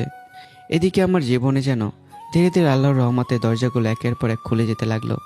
অগণিত পরিশ্রম, নির্ঘুম রাত, অদম্য ধৈর্য আর নিজের মেধার সমন্বয়ে আমার গার্মেন্টস ব্যবসা প্রতিদিনই নতুন উচ্চতায় পৌঁছাতে শুরু করলো। দেশের বাজারে আজ আমার তৈরি পোশাকের চাহিদা তো ছিলই, এখন বিদেশের বাজারেও আমার ডিজাইন করা T shirt, pant, casual collection ব্যাপক সাড়া ফেলতে শুরু করেছে। ফ্যাশন জগতের অনেকে বলতে শুরু করলো বাংলাদেশের এই তরুণ উদ্যোক্তার ডিজাইনে আলাদা একটা স্বকীয়তা আছে। একের পর এক বিদেশি ক্রেতা যোগাযোগ করতে লাগলো। ঠিক এমন সময় একটি আন্তর্জাতিক পোশাক প্রস্তুতকারী প্রতিষ্ঠানের প্রতিনিধি দল আমাকে যে কোম্পানিতে আমন্ত্রণ করে, সেখানে আমি গেলাম। দীর্ঘ কয়েক ঘন্টা মিটিং, প্রেজেন্টেশন, আলোচনা শেষে বিদেশি প্রতিষ্ঠানের প্রধান নির্বাহী কর্মকর্তা সিউ মৃদু হেসে আমার দিকে একটা ফাইল বাড়িয়ে দিয়ে বললেন, মিস্টার অনেক, আমরা আপনার কাছ থেকে পর্যবেক্ষণ করছি। আপনার কোয়ালিটি, সময়নিষ্ঠতা এবং ডিজাইন আমাদের মুগ্ধ করেছে। তাই আমরা চাই আমাদের পরবর্তী প্রজেক্টটি আপনার কোম্পানি সম্পূর্ণ করুক। আমি ভদ্রভাবে ফাইলটি হাতে নিলাম। ফাইল খুলতে আমার চোখ বিস্ময়ে বড় হয়ে গেল। প্রজেক্টের মূল্য 1000 কোটি টাকা। কয়েক সেকেন্ড আমি নিশ্চুপ হয়ে বসে রইলাম। এত বড় অঙ্কের কাজ নিজেকে সামলে নিয়ে আমি বিনয়ের সঙ্গে বললাম, স্যার, সত্যি বলতে আমার কোম্পানির বর্তমান সক্ষমতা অনুযায়ী 3 মাসের মধ্যে এত বড় প্রজেক্ট শেষ করা সম্ভব নয়। তাছাড়া এত বিশাল কাজ শুরু করতে প্রচুর মূলধনের প্রয়োজন হবে। এত বড় অঙ্কের ঋণ হয়তো কোনো ব্যাংকও আমাকে দেবে না। সিউ আত্মবিশ্বাসী হাসি দিয়ে বলল, মিস্টার অনেক, সেই কারণেই তো আমরা আপনাকে বেছে নিয়েছি। আমরা শুধু আপনার কোম্পানি না, আপনার সততার, যোগ্যতার উপর বিশ্বাসও করি। তিনি একটু থেমে আবার বললেন, আমরা আপনাকে 3 মাস নয় পুরো 6 মাস সময় দিচ্ছি। আজই আপনার কোম্পানির অ্যাকাউন্টে অগ্রিম 300 কোটি টাকা পাঠিয়ে দেওয়া হবে। আগামী 2 মাসের মধ্যে সেই টাকার সমপরিমাণ পণ্য আমাদের কাছে পাঠিয়ে দিবেন। আমরা আবারও 300 কোটি টাকা পাঠাবো। এভাবেই ধাপে ধাপে কাজ চলবে। 6 মাসের মধ্যে পুরো 1000 কোটি টাকা অর্ডার সম্পূর্ণ করলেই হবে। কথাগুলো শুনে আমি কিছুক্ষণ নির্বাক হয়ে রইলাম। আমার বুকের ভেতরটা কেঁপে উঠল, চোখের কোনো অজান্তে জল চিকচিক করে উঠল। আমি কখনো ভাবিনি একদিন আমার উপর কোনো আন্তর্জাতিক প্রতিষ্ঠান এত বড় আস্থা রাখবে। নিজেকে সামলে নিয়ে আমি দাঁড়িয়ে দুহাত বাড়িয়ে দিলাম। দুজনের দৃঢ় কর্মর্দনের মধ্যে দিয়ে চূড়ান্ত হয়ে গেল 1000 কোটি টাকার ঐতিহাসিক চুক্তি। সব আনুষ্ঠানিকতা শেষ হওয়ার মাত্র 24 ঘন্টার মধ্যেই আমার কোম্পানির ব্যাংক অ্যাকাউন্টে জমা হয়ে গেল 300 কোটি টাকা। অফিস থেকে বের হয়ে নিজের গাড়িতে বসতেই আমি কিছুক্ষণ চোখ বন্ধ করে রইলাম। তারপর ধীরে ধীরে জানালার বাইরে তাকিয়ে নিজের মনে বলতে লাগলাম, একটা সময় ছিল পকেটে 100 টাকাও থাকতো না। হোটেলের সামনে দাঁড়িয়ে ভাবতাম, আজকে 1 প্লেট ভাত খেতে পারবো। অনেকদিন শুধু ক্ষুধা নিয়ে ঘুমিয়েছি। কত বন্ধুর বাসায় দুপুর কিংবা রাতের খাবারের সময় ইচ্ছে করে গিয়ে বসে থেকেছি, যদি তারা একটু ভাত খেতে দিত। মানুষের করুণা খেয়ে বেঁচে থাকার সেই দিনগুলো আজও ভুলিনি। আর আজ, হে আল্লাহ, তুমি কত মহান। যে মানুষটি 100 টাকার জন্য কেঁদেছিল, আজ তার হাতেই 1000 কোটি টাকার প্রজেক্ট তুলে দিলে। আলহামদুলিল্লাহ, 1000 কোটি শুক্রিয়া তোমার কাছে। কথাগুলো বলতে বলতে আমার চোখ বেয়ে নীরবে অশ্রু গড়িয়ে পড়ল। সেগুলো ছিল কষ্টের নয়, কৃতজ্ঞতার অশ্রু। বাসায় ফিরেই আমি উচ্ছ্বসিত কণ্ঠে পুরো ঘটনাটি অথিকে খুলে বললাম। সব কিছু শোনা মাত্রই অথয়ের মুখে আনন্দে ঝলমল করে উঠল। সে কোনো কথা না বলে দৌড়ে এসে আমাকে শক্ত করে জড়িয়ে ধরল। চোখ ভরা আনন্দ নিয়ে বলল, সত্যি বলছো অনেক, তুমি এত বড় প্রজেক্ট পেয়েছো? আমি মুচকি এসে মাথা নাড়লাম। অথয়ের চোখ ভিজে উঠল আনন্দে। সে আমার বুকের উপর মাথা রেখে আবেগ ভরা কণ্ঠে বলল, আজ আমি পৃথিবীর সবচেয়ে বড় সুখী স্ত্রী। এখন আমি গর্ব করে সবার সামনে বলতে পারবো, আমার স্বামী শুধু একজন ভালো মানুষই নয়, তিনি দেশের একজন স্বনামধন্য ব্যবসায়ী। আর বাবার সামনেও মাথা উঁচু করে দাঁড়াতে পারবো। আমি মৃদু হেসে স্ত্রীর কপালে ভালোবাসার একটি চুমু এঁকে দিলাম। কয়েকদিন পর আমার কোম্পানিতে নতুন কর্মী নিয়োগের জন্য ইন্টারভিউ চলছিল। একের পর এক প্রার্থী ভেতরে ঢুকছে, আবার বেরিয়ে যাচ্ছে। হঠাৎ দরজা খুলে ভেতরে প্রবেশ করলেন একজন ছেলে মানুষ। লোকটিকে দেখেই আমি চিনে ফেললাম, তিনি কেউ নন, নিহার ভাই আবির। আবিরও আমাকে দেখে যেন বজ্রাহত হয়ে গেল। তার চোখ বিস্ময়ে বড় হয়ে উঠল, হৃদস্পন্দন অস্বাভাবিকভাবে বেড়ে গেল। যে ছেলেটিকে একদিন অপমান করে দরজা থেকে ফিরিয়ে দিয়েছিলেন, আর সেই ছেলে বিশাল একটি শিল্প প্রতিষ্ঠানের মালিক হয়ে তার সামনে বসে আছে। কিন্তু আমার মুখে কোনো বিস্ময় ছিল না। আমি শান্ত গলায় ফাইল বন্ধ করে বললাম, আপনার ইন্টারভিউ নেওয়া হবে না, কারণ আমি আপনাকে দেখে আগেই সিদ্ধান্ত নিয়েছি আপনাকে আমার কোম্পানিতে চাকরি দেব না। আপনি যেতে পারেন। কথাগুলো ছিল শান্ত, কিন্তু প্রতিটি শব্দ যেন ধারালো ছুরির মতো আবিরের আত্মসম্মানে আঘাত করলো। আবির কিছু বলতে চেয়েছিলেন, কিন্তু আমি আর কোনো কিছু সুযোগ দিলাম না। নীরবে দরজার দিকে ইশারা করলাম। চরম অপমান আর ভাঙা মন নিয়ে আবির দীর্ঘায় কোম্পানি থেকে বেরিয়ে গেলেন। বাড়িতে ফিরে সে সমস্ত ঘটনা খুলে বলল, কিভাবে আমি তাকে চাকরি দেওয়া তো দূরের কথা, ইন্টারভিউ না নিয়ে অফিস থেকে বের করে দিয়েছি, আর কিভাবে সেই কোম্পানিতে চাকরি চাইতে গিয়ে সে অপমানিত হয়ে ফিরেছে। কথাগুলো শুনে নিহা আর তার মা মিহি তিনজনে স্তব্ধ হয়ে গেল। তাদের চোখ বিস্ময়ে বড় হয়ে উঠল। মনে হচ্ছিল তারা যেন নিজের কানকে বিশ্বাস করতে পারছে না। নিহা ধীরে ধীরে খাটের উপর বসে পড়ল, তার মাথা ঘুরতে লাগলো। অন্যদিকে মিহির মুখ সম্পূর্ণ ফ্যাকাশ হয়ে গেছে। কিছুক্ষণ নিশ্চুপ থাকার পর নিহা কাঁপা কণ্ঠে আবিরের দিকে তাকিয়ে বলল, কি বলছিস আবির? অনেক অনেক এত অল্প সময় এত বড় ব্যবসায়ী হয়ে গেল, এত কোটি টাকার মালিক হলো কিভাবে? আবির ধীরে ধীরে পাশের চেয়ারটায় বসে গভীর একটা দীর্ঘশ্বাস ফেলল। তারপর শূন্য দৃষ্টিতে তাকিয়ে বলল, আপু, প্রথমে আমিও বিশ্বাস করতে পারিনি, মনে হচ্ছিল হয়তো ভুল দেখছি। কিন্তু যখন অনিক ভাই নিজেই আমাকে ইন্টারভিউ দিলেন না, সবার সামনে স্পষ্ট ভাষায় বললেন, দুঃখিত, আপনাকে আমি আমার কোম্পানিতে চাকরি দিতে পারবো না, আপনি যেতে পারেন। তখন আর বুঝতে বাকি রইল না, সত্যি উনি এই বিশাল কোম্পানির মালিক। কথাগুলো যেন বজ্রপাতের মতো আঘাত করলো ঘরের প্রত্যেকটি মানুষের বুকে। নিহা, মিহি আর তাদের মা তিনজনের চোখ বড় বড় করে একে অপরের দিকে তাকিয়ে রইল। কারো মুখদের একটা শব্দ বের হলো না। নিহা ধপ করে খাটের উপর বসে পড়ল। তার বুকের ভেতরটা মোচড় দিয়ে উঠল। একসময় যে মানুষটাকে সে গরিব বলে অপমান করেছিল, যার আত্মসম্মানকে বারবার পদদলিত করেছিল, যে মানুষটার ভালোবাসাকে তুচ্ছ ভেবেছিল, আর সেই মানুষটা দেশের অন্যতম সফল গার্মেন্টস উদ্যোক্তা। চোখের কোণ বেয়ে অজান্তে জল গড়িয়ে পড়ল নিহার। সে ফিসফাস করে বলল, যে অনিককে আমি নিজের হাতে ছুঁড়ে ফেলে দিয়েছিলাম, সেই অনিক আজ বাংলাদেশের একজন স্বনামধন্য ব্যবসায়ী। এটা কিভাবে সম্ভব? ব্যবসা শুরু করার মতো ন্যূনতম পুঁজিও তোর ছিল না। এত অল্প সময়ে এত বড় সাম্রাজ্য গড়ে তুলল কিভাবে? নিহার মা কিছুক্ষণ চুপচাপ বসে রইলেন। তারপর ঠোঁটের কোণে এক অদ্ভুত হাসি ফুটে উঠল। সেই হাসির মধ্যে অনুশোচনার চেয়ে স্বার্থের হিসাবটাই যেন বেশি ছিল। তিনি ধীরে ধীরে বললেন, ঠিক বলেছিস নেহা, কিন্তু এখন আমার মাথায় অন্য একটা পরিকল্পনা ঘুরছে। মিহি আর নেহা একই সঙ্গে তাকালো। কি পরিকল্পনা মা? মহিলা দীর্ঘ শ্বাস ফেলে বললেন, পাভেল আমাদের সবাইকে ব্যবহার করেছে। তোর গর্ভে একটা সন্তান রেখে গেছে, মিহির গর্ভেও অবৈধ সন্তানের দিয়ে পালিয়ে গেছে। আমাদের সমস্ত টাকা পয়সা নিয়ে বিদেশে উধাও হয়ে গেছে। আজ এই সমাজে মাথা তুলে দাঁড়াতে পারছি না, আত্মীয় স্বজন পর্যন্ত মুখ ফিরিয়ে নিয়েছে। তিনি কিছুক্ষণ থেমে আবার বললেন, কিন্তু খেলা এখানেই শেষ নয়, এবার আমি অন্য খেলা খেলবো। ঘরের সবাই নিঃশ্বাস বন্ধ করে তার মুখের দিকে তাকিয়ে রইল। মহিলা ধীর কণ্ঠে বললেন, আমি চাই কৌশলে আবার নেহাকে অনেকের জীবনে ফিরিয়ে দিতে। তাহলে অনেক নেহার সন্তানের বাবার দায়িত্ব নেবে। আর একবার যদি নেহা আবার অনেকের জীবনে জায়গা করে নিতে পারে, তাহলে অনেকের এত বড় ব্যবসা, এত বড় সাম্রাজ্য সবই একদিন আমাদের নিয়ন্ত্রণে চলে আসবে। কথাটা শুনে আবির কপাল কুঁচকে ফেলল। তার ভেতরটা অস্বস্তিতে ভরে উঠল। সে ধীরে ধীরে বলল, মা, আমার মনে হয় না এটা সম্ভব। অনিক ভাই আগের সেই মানুষটা নেই। উনি এখন অনেক বদলে গেছেন। সেদিন অফিসে যেভাবে আমাকে বের করে দিলেন, ওনার চোখে আমি একটু দুর্বলতা দেখিনি। আমার মনে হয় না উনি কোনোদিন আপুকে আবার গ্রহণ করবেন। নিহাও মাথা নাড়ল। আমিও তাই মনে করি। কয়েক মাস আগে আমি ওনাকে একটা সুন্দরী মেয়ের সঙ্গে দেখেছিলাম। আমার মনে হয় উনি দ্বিতীয় বিয়েও করেছেন। নিহার মা ঠোঁট বাঁকিয়ে মুচকি এসে বললেন, সেটা আমার উপর ছেড়ে দে। পুরুষ মানুষের মন জয় করতে কি করতে হয় সেটা আমি খুব ভালো করেই জানি। তুই শুধু আমার পরিকল্পনা মতো চলবি, বাকিটা আমি সামলে নেব। সোজা আঙুলে ঘৃণা উঠলে পরে আঙুল বাঁকা করব। তার কথায় নিহা, মিহি আর আবির কেউ পুরোপুরি আশ্বস্ত হতে পারলেন না। তবুও লোভ মানুষকে বিচার বুদ্ধিতে অন্ধ করে দেয়।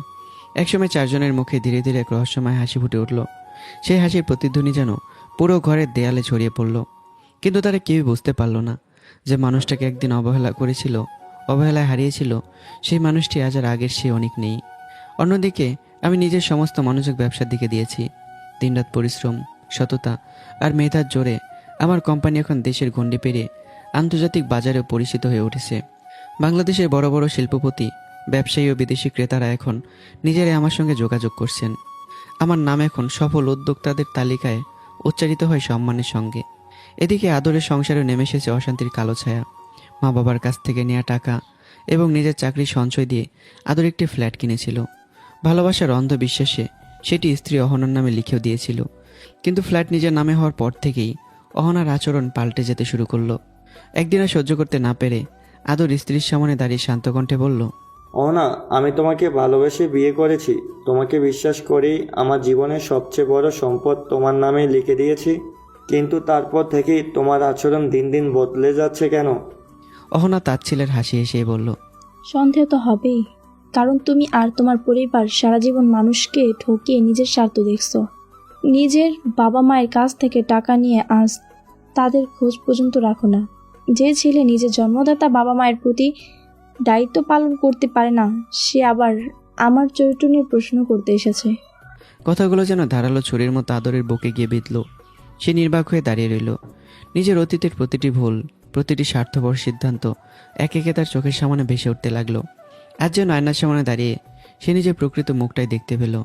আর সেই মুখ দেখে নিজের কাছে নিজেকে ভীষণ ছোট মনে হতে লাগলো। সেদিনের পর যেন আদরের জীবন একের পর এক অন্ধকার নেমে আসতে লাগলো। হঠাৎ করে তার চাকরিটা চলে গেল। এক নিমিষে যেন মাথার উপরে ছাদটাই ভেঙে গেল। প্রতিদিন নতুন চাকরির আশায় এক অফিস থেকে আরেক অফিসে ঘুরে বেড়াতো সে, কিন্তু কোথাও কোনো আশার আলো মিলত না। ধীরে ধীরে টেনশন, হতাশা আর ভবিষ্যতের অনিশ্চয়তা তাকে ভেতর থেকে ভেঙে দিতে লাগলো। যে ছেলেটা একসময় অন্ধবিশ্বাসে বুক ফুলিয়ে হাঁটত, আর সে সারাদিন ঘরের এক কোণে নিশ্চুপ হয়ে বসে থাকে। কয়েকদিন ধরে বিষয়টি লক্ষ্য করছিল অহনা। একদিন আর চুপ থাকতে না পেরে সে সরাসরি আদরের সামনে এসে দাঁড়ালো। কি হয়েছে আদর? কয়েকদিন ধরে দেখছি তুমি অফিসে যাচ্ছ না, কোনো সমস্যা হয়েছে নাকি? আদর কয়েকদিন ধরে সত্যিটা লুকিয়ে রেখেছিল, কিন্তু আর পারল না। মাথা নিচু করে ভারী কণ্ঠে বলল, অহনা, আমার চাকরিটা চলে গেছে। তোমাকে বলতে চেয়েও বলতে পারিনি। ভাবছিলাম এর আগে হয়তো নতুন একটা চাকরি পেয়ে যাব, কিন্তু কিছুই হলো না। কথাটা শুনে অহনার মুখের রং বদলে গেল। সে বিস্মিত কণ্ঠে বলল, কি বলছো? তাহলে সংসার চলবে কিভাবে? আদর অসহায় দৃষ্টিতে স্ত্রীর দিকে তাকিয়ে বলল, কিছুদিন তুমি যদি সংসারটা সামলে নিতে, আমি নতুন একটা চাকরি পেলেই আবার সব ঠিক হয়ে যাবে। কিন্তু আদরের কথাটা শেষ হওয়ার আগেই অহনার চোখ মুখ লাল হয়ে উঠল। সে তীক্ষ্ণ স্বরে বলে উঠল, অসম্ভব। আমার বেতনের 1 টাকাও আমি সংসার খরচ করব না। আমি সেই টাকা আমার ভবিষ্যতের জন্য জমাচ্ছি। তোমার চাকরি নেই বলে সংসার দায়িত্ব আমি কেন নেব? কথাগুলো যেন বিষমাখা তীর হয়ে আদরের বুকে গিয়ে বিঁধল। সে স্তব্ধ হয়ে গেল। নিজের কানকে যেন বিশ্বাস করতে পারছিল না। যে কথাগুলো একসময় তার বড় ভাই অনিকের মুখেও সে গুরুত্ব দেয়নি, আর সে একই নির্মম বাস্তবতা তার নিজের জীবনের সামনে দাঁড়িয়ে আছে। সে নির্বাক হয়ে শুধু অহনার মুখের দিকে তাকিয়ে রইল। মনে হচ্ছিল কর্মফল ধীরে ধীরে তার জীবনের দরজায় কড়া নাড়তে শুরু করেছে। অন্যদিকে আমার আর অথয়ের সংসারে বইছে ভালোবাসা শান্ত হওয়া। অথয়ের গর্ভধারণের 8 মাস পূর্ণ হয়েছে। তার পেট এখন বেশ বড় হয়ে গেছে। তাই আমি তাকে কোনো কাজই করতে দেই না।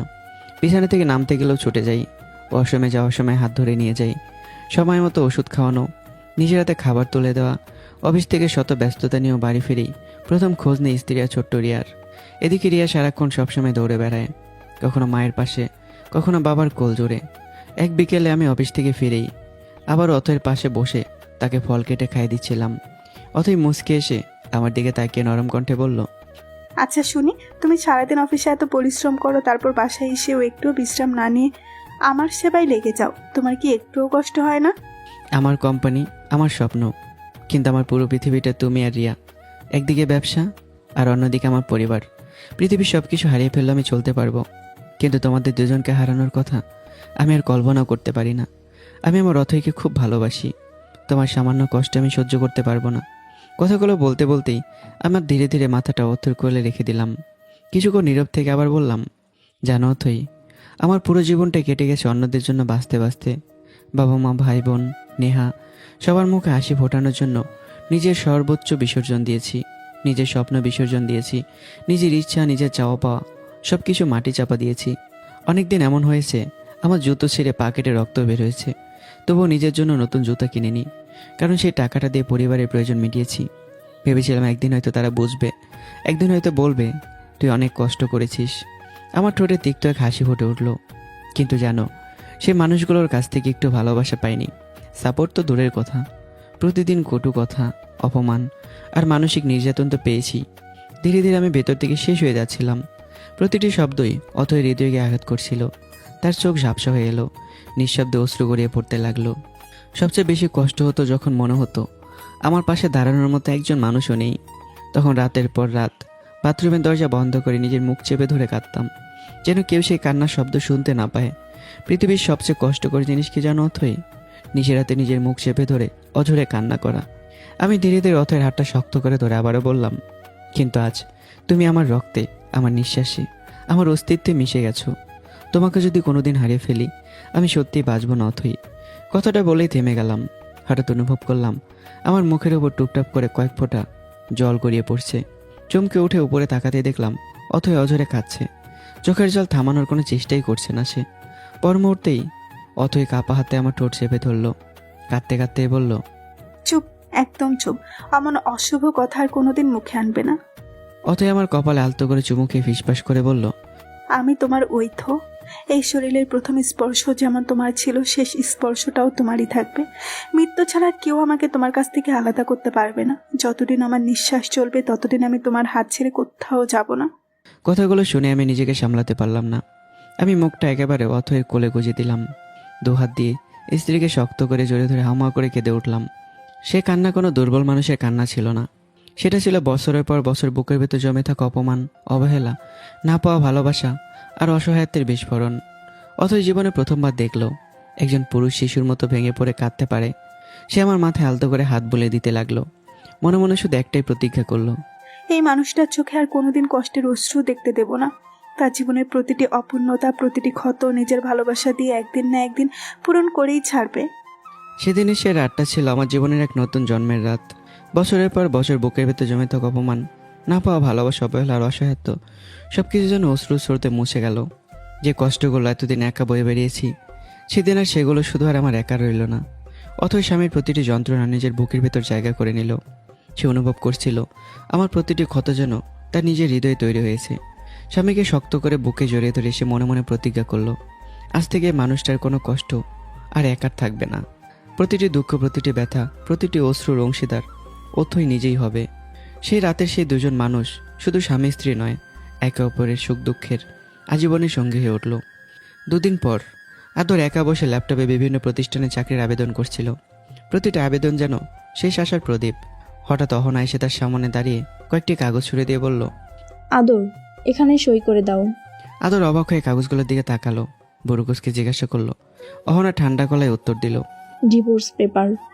আমি কোনো বেকার কর্মহীন মানুষের সঙ্গে সংসার করতে পারবো না। কথাটা শুনে আদরের মনে হলো যেন মাথার উপরে পুরো আকাশটা ভেঙে পড়েছে। পায়ের নিচের মাটি সরে গেল। সে বিস্ফোরিত চোখে স্ত্রীর দিকে তাকিয়ে কাপা গলায় বলল, অহনা, এসব কি বলছো? তোমাকে ভালোবাসে আমি আমার ফ্ল্যাট পর্যন্ত তোমার নামে লিখে দিয়েছি। তোমার জন্য নিজের মা বাবাকেও ছেড়ে এসেছি। আর আজ আমার বিপদের দিনে তুমিও আমার হাল ছেড়ে দিচ্ছ? অহনা ঠোঁট বাঁকিয়ে তার ছেলের হাসি আসলো। আদর, তুমি সত্যি বাস্তবতা থেকে অনেক দূরে থাকো। এখনো ভালোবাসা খুঁজে বেড়াও। এই পৃথিবীতে ভালোবাসার চেয়ে টাকার মূল্য অনেক বেশি। যেখানে টাকা আছে সেখানে মানুষ থাকে, যেখানে টাকা নেই সেখানে সম্পর্ক টেকে না। কথাগুলো আদরের বুক চিরে ভেতরে ঢুকে গেল। সে দুহাত দিয়ে নিজের কান চেপে ধরল, চোখ বন্ধ করে মনে মনে প্রার্থনা করলো, হে আল্লাহ, এটা যদি একটা দুঃস্বপ্ন হয় তাহলে এখনই আমার ঘুম ভেঙে যাক। কিন্তু বাস্তবতা কখনো স্বপ্নের মতো ভেঙে যায় না। অহনা আবারও কঠোর কণ্ঠে বলল, কি হলো, সই করবে নাকি আমি আইনের ব্যবস্থা নিব? দরকার হলে পুলিশ ডাকবো। এক মুহূর্ত দেরি করলো না আর আদর। সে ছুটে গিয়ে অহনার পা জড়িয়ে ধরল। অজরে কাঁদতে কাঁদতে বলল, প্লিজ অহনা, এমন করো না। আমি শেষ হয়ে যাব। আমার জীবনের সব সঞ্চয়, সব স্বপ্ন এই ফ্ল্যাটের পিছনে খরচ করেছি। আর তোমাকে আমি সত্যিই অনেক ভালোবাসি। অহনার হৃদয় একটু নরম হলো না, বরং ঘৃণা ভরা দৃষ্টিতে তাকিয়ে সজোরে একটি লাথি মারল আদরের বুকে। আদর কয়েক হাত দূরে ছিটকে পড়ল। অহনা দাঁত চেপে বলল, চুপচাপ সই কর, না হলে পুলিশ ডাকবো। তখন ডিভোর্স তো হবে, আবার পুলিশের লাঠিও খেতে হবে। আর কোনো উপায় ছিল না। কাঁপতে থাকা হাতে আদর ডিভোর্সের কাগজে স্বাক্ষর করে দিল। স্বাক্ষর শেষ করে ভাঙা গলায় বলল, সই তো করেই দিলাম। এবার অন্তত আমার ফ্ল্যাটটা ফিরিয়ে দাও। ওইটা তো আমার কষ্টের টাকার কেনা। আদরের কথা শেষ হওয়ার আগে অহনা ফোন করলো। কিছুক্ষণ পর দুজন বলিষ্ঠ লোক এসে আদরকে নির্মমভাবে মারধর করে ফ্ল্যাটের বাইরে ছুঁড়ে ফেলে দিল। দরজার সামনে দাঁড়িয়ে অহনা বিদ্রুপের হাসি হেসে বলল, এই ফ্ল্যাট এখন আমার। তোর টাকায় কিনেছিস, তার কোনো প্রমাণ আছে? আর যদি কোনোদিন এই ফ্ল্যাটের আশেপাশেও তোকে দেখি তাহলে পা ভেঙে রাস্তায় ফেলে রাখবো। কথাগুলো বলেই দরজাটা সজোরে বন্ধ করে দিল সে। বন্ধ দরজার দিকে অনেকক্ষণ নির্বাক হয়ে তাকিয়ে রইল আদর। তারপর হঠাৎই বুক চাপড়ে কাঁদতে কাঁদতে নিজের সঙ্গেই কথা বলতে লাগলো, মানুষ ঠিকই বলে, পাপ কাউকে ছাড়ে না। আমি আমার বড় ভাই অনিকের সঙ্গে যা করেছি, নিজের বাবার সঙ্গে যা বিশ্বাসঘাতকতা করেছি, আজ আমি তারই শাস্তি পাচ্ছি। তার চোখ বেয়ে টপ টপ করে অশ্রু গড়িয়ে পড়তে লাগলো। সে আকাশের দিকে তাকিয়ে ফিসফাস করে বলল, যার জন্য নিজের মা বাবাকে ছেড়ে দিয়েছিলাম, তাদের শেষ সম্বলটুকু দিয়ে ফ্ল্যাট কিনে তার নামে লিখে দিয়েছিলাম, সেই অনাই আজ আমার ভালোবাসা, আমার বিশ্বাস, আমার সম্মান সব কিছু পায়ের নিচে পিষে আমাকে গাল থেকে বের করে দিল। কর্মফলের চক্র যে এতটা নির্মম হতে পারে আজ আদর নিজের জীবন দিয়ে তা উপলব্ধি করলো। অন্যদিকে সকালে নাস্তা করছিলাম আমি, অতএব পাশে বসেছিল। হঠাৎ বাড়ির মূল ফটকের দিক থেকে উচ্চস্বরে তর্ক বিতর্কের আওয়াজ ভেসে এলো। আমি কৌতূহল হয়ে অথই ও রিয়াকে চেয়ারে বসে ধীরে ধীরে বাইরে বেরিয়ে গেলাম। গেটের কাছে বসাতেই থমকে দাঁড়ালাম। সেখানে দাঁড়িয়ে আছে নিহা, তার মা, ছোট বোন মিহি ও তার ভাই আবির। চারজনই দারোয়ানের সঙ্গে উত্তপ্ত বাক বিতর্কতায় জড়িয়ে পড়েছে। নিহার আগে কাঁপতে কাঁপতে দারোয়ানকে বলছে, আমাকে ভেতরে যেতে দিন, আমিই বাড়ির বউ, মিস্টার অনিক আমার স্বামী। দারোয়ানের সঙ্গে তুমুল কথাবার্তা চলছিল। হঠাৎই নিহার মা আঙ্গুল ধরে চিৎকার করে উঠল, এই দারোয়ানের বাচ্চা, আমাদের ভেতরে যেতে দে। জানিস এটা আমার মেয়ের জামাইয়ের বাড়ি। একটা কথাই তোরে চাকরি খেয়ে ফেলতে পারবো। পাশে দাঁড়িয়ে থেকে মিহি ঠোঁট বাঁকিয়ে বলল, মা, এই ধরনের লোকের সঙ্গে এত কথা বলে লাভ কি? সরিয়ে দাও না একে। মিহির কথায় উত্তেজিত হয়ে আবির দারোয়ানকে ধাক্কা দিতে উদ্যোগ হতেই ঠিক সেই মুহূর্তেই বজ্রপাতের মতো একটি কণ্ঠ ভেসে এলো, 1 ইঞ্চিও সামনে আসবে না। সবাই একসঙ্গে ঘুরে তাকালো। মেন গেটের ভিতর থেকে ধীর অথচ কঠোর পদক্ষেপে এগিয়ে আসছে আমি। আমার চোখ দুটো রক্তিম। চল শক্ত, মুখে এমন এক কঠিন অভিব্যক্তি যা দেখে মুহূর্তে আবিরের পা থেমে গেল। আমি দারোয়ানের সামনে গিয়ে শান্ত কিন্তু ধারালো কণ্ঠে বললাম, আপনি নিজের জায়গায় দাঁড়িয়ে থাকুন। এরা যদি আর একবার ভেতরে ঢোকার চেষ্টা করে এরপর কি হবে তার দায়িত্ব আমার নয়। আমার কণ্ঠে দৃঢ়তা শুনে নিহা, মিহি, তাদের মা এবং আবির সবাই থমকে গেল। কয়েক সেকেন্ডে কেউ কোনো কথা বলতে পারলো না। তারপর নিহা আচমকা কান্নার অভিনয় শুরু করলো। চোখ মুছে কাপা গলায় বলল, অনেক, আমি তোমার নেহা, তোমার ভালোবাসা, তোমার স্ত্রী, তোমার সন্তানের মা। আমাকে কি সত্যি এ বাড়ির ভেতরে ঢুকতে দেবে না? প্লিজ আমাকে ফিরিয়ে দিও না। মানুষ ভুল করে, আমিও না হয় একটা ভুল করেছি। প্রতিটি শব্দ যেন আমার বুকের পুরনো ক্ষতগুলোকে আবার রক্তাক্ত করে দিল। আমার শিরা উপশিরায় রাগের আগুন জ্বলে উঠল, কিন্তু নিহা থামলো না। সে আরও এক ধাপ এগিয়ে এসে বলল, প্লিজ অনেক, তোমার জন্যই তো আমি আমার পরিবার ছেড়ে এসেছিলাম। আজকে কি আমাকে আর একটা সুযোগ দিতে পারবে না? এই কথাটা শুনেই আমার ধৈর্যের বাঁধ সম্পূর্ণ ভেঙে গেল। চুপ, একদম চুপ।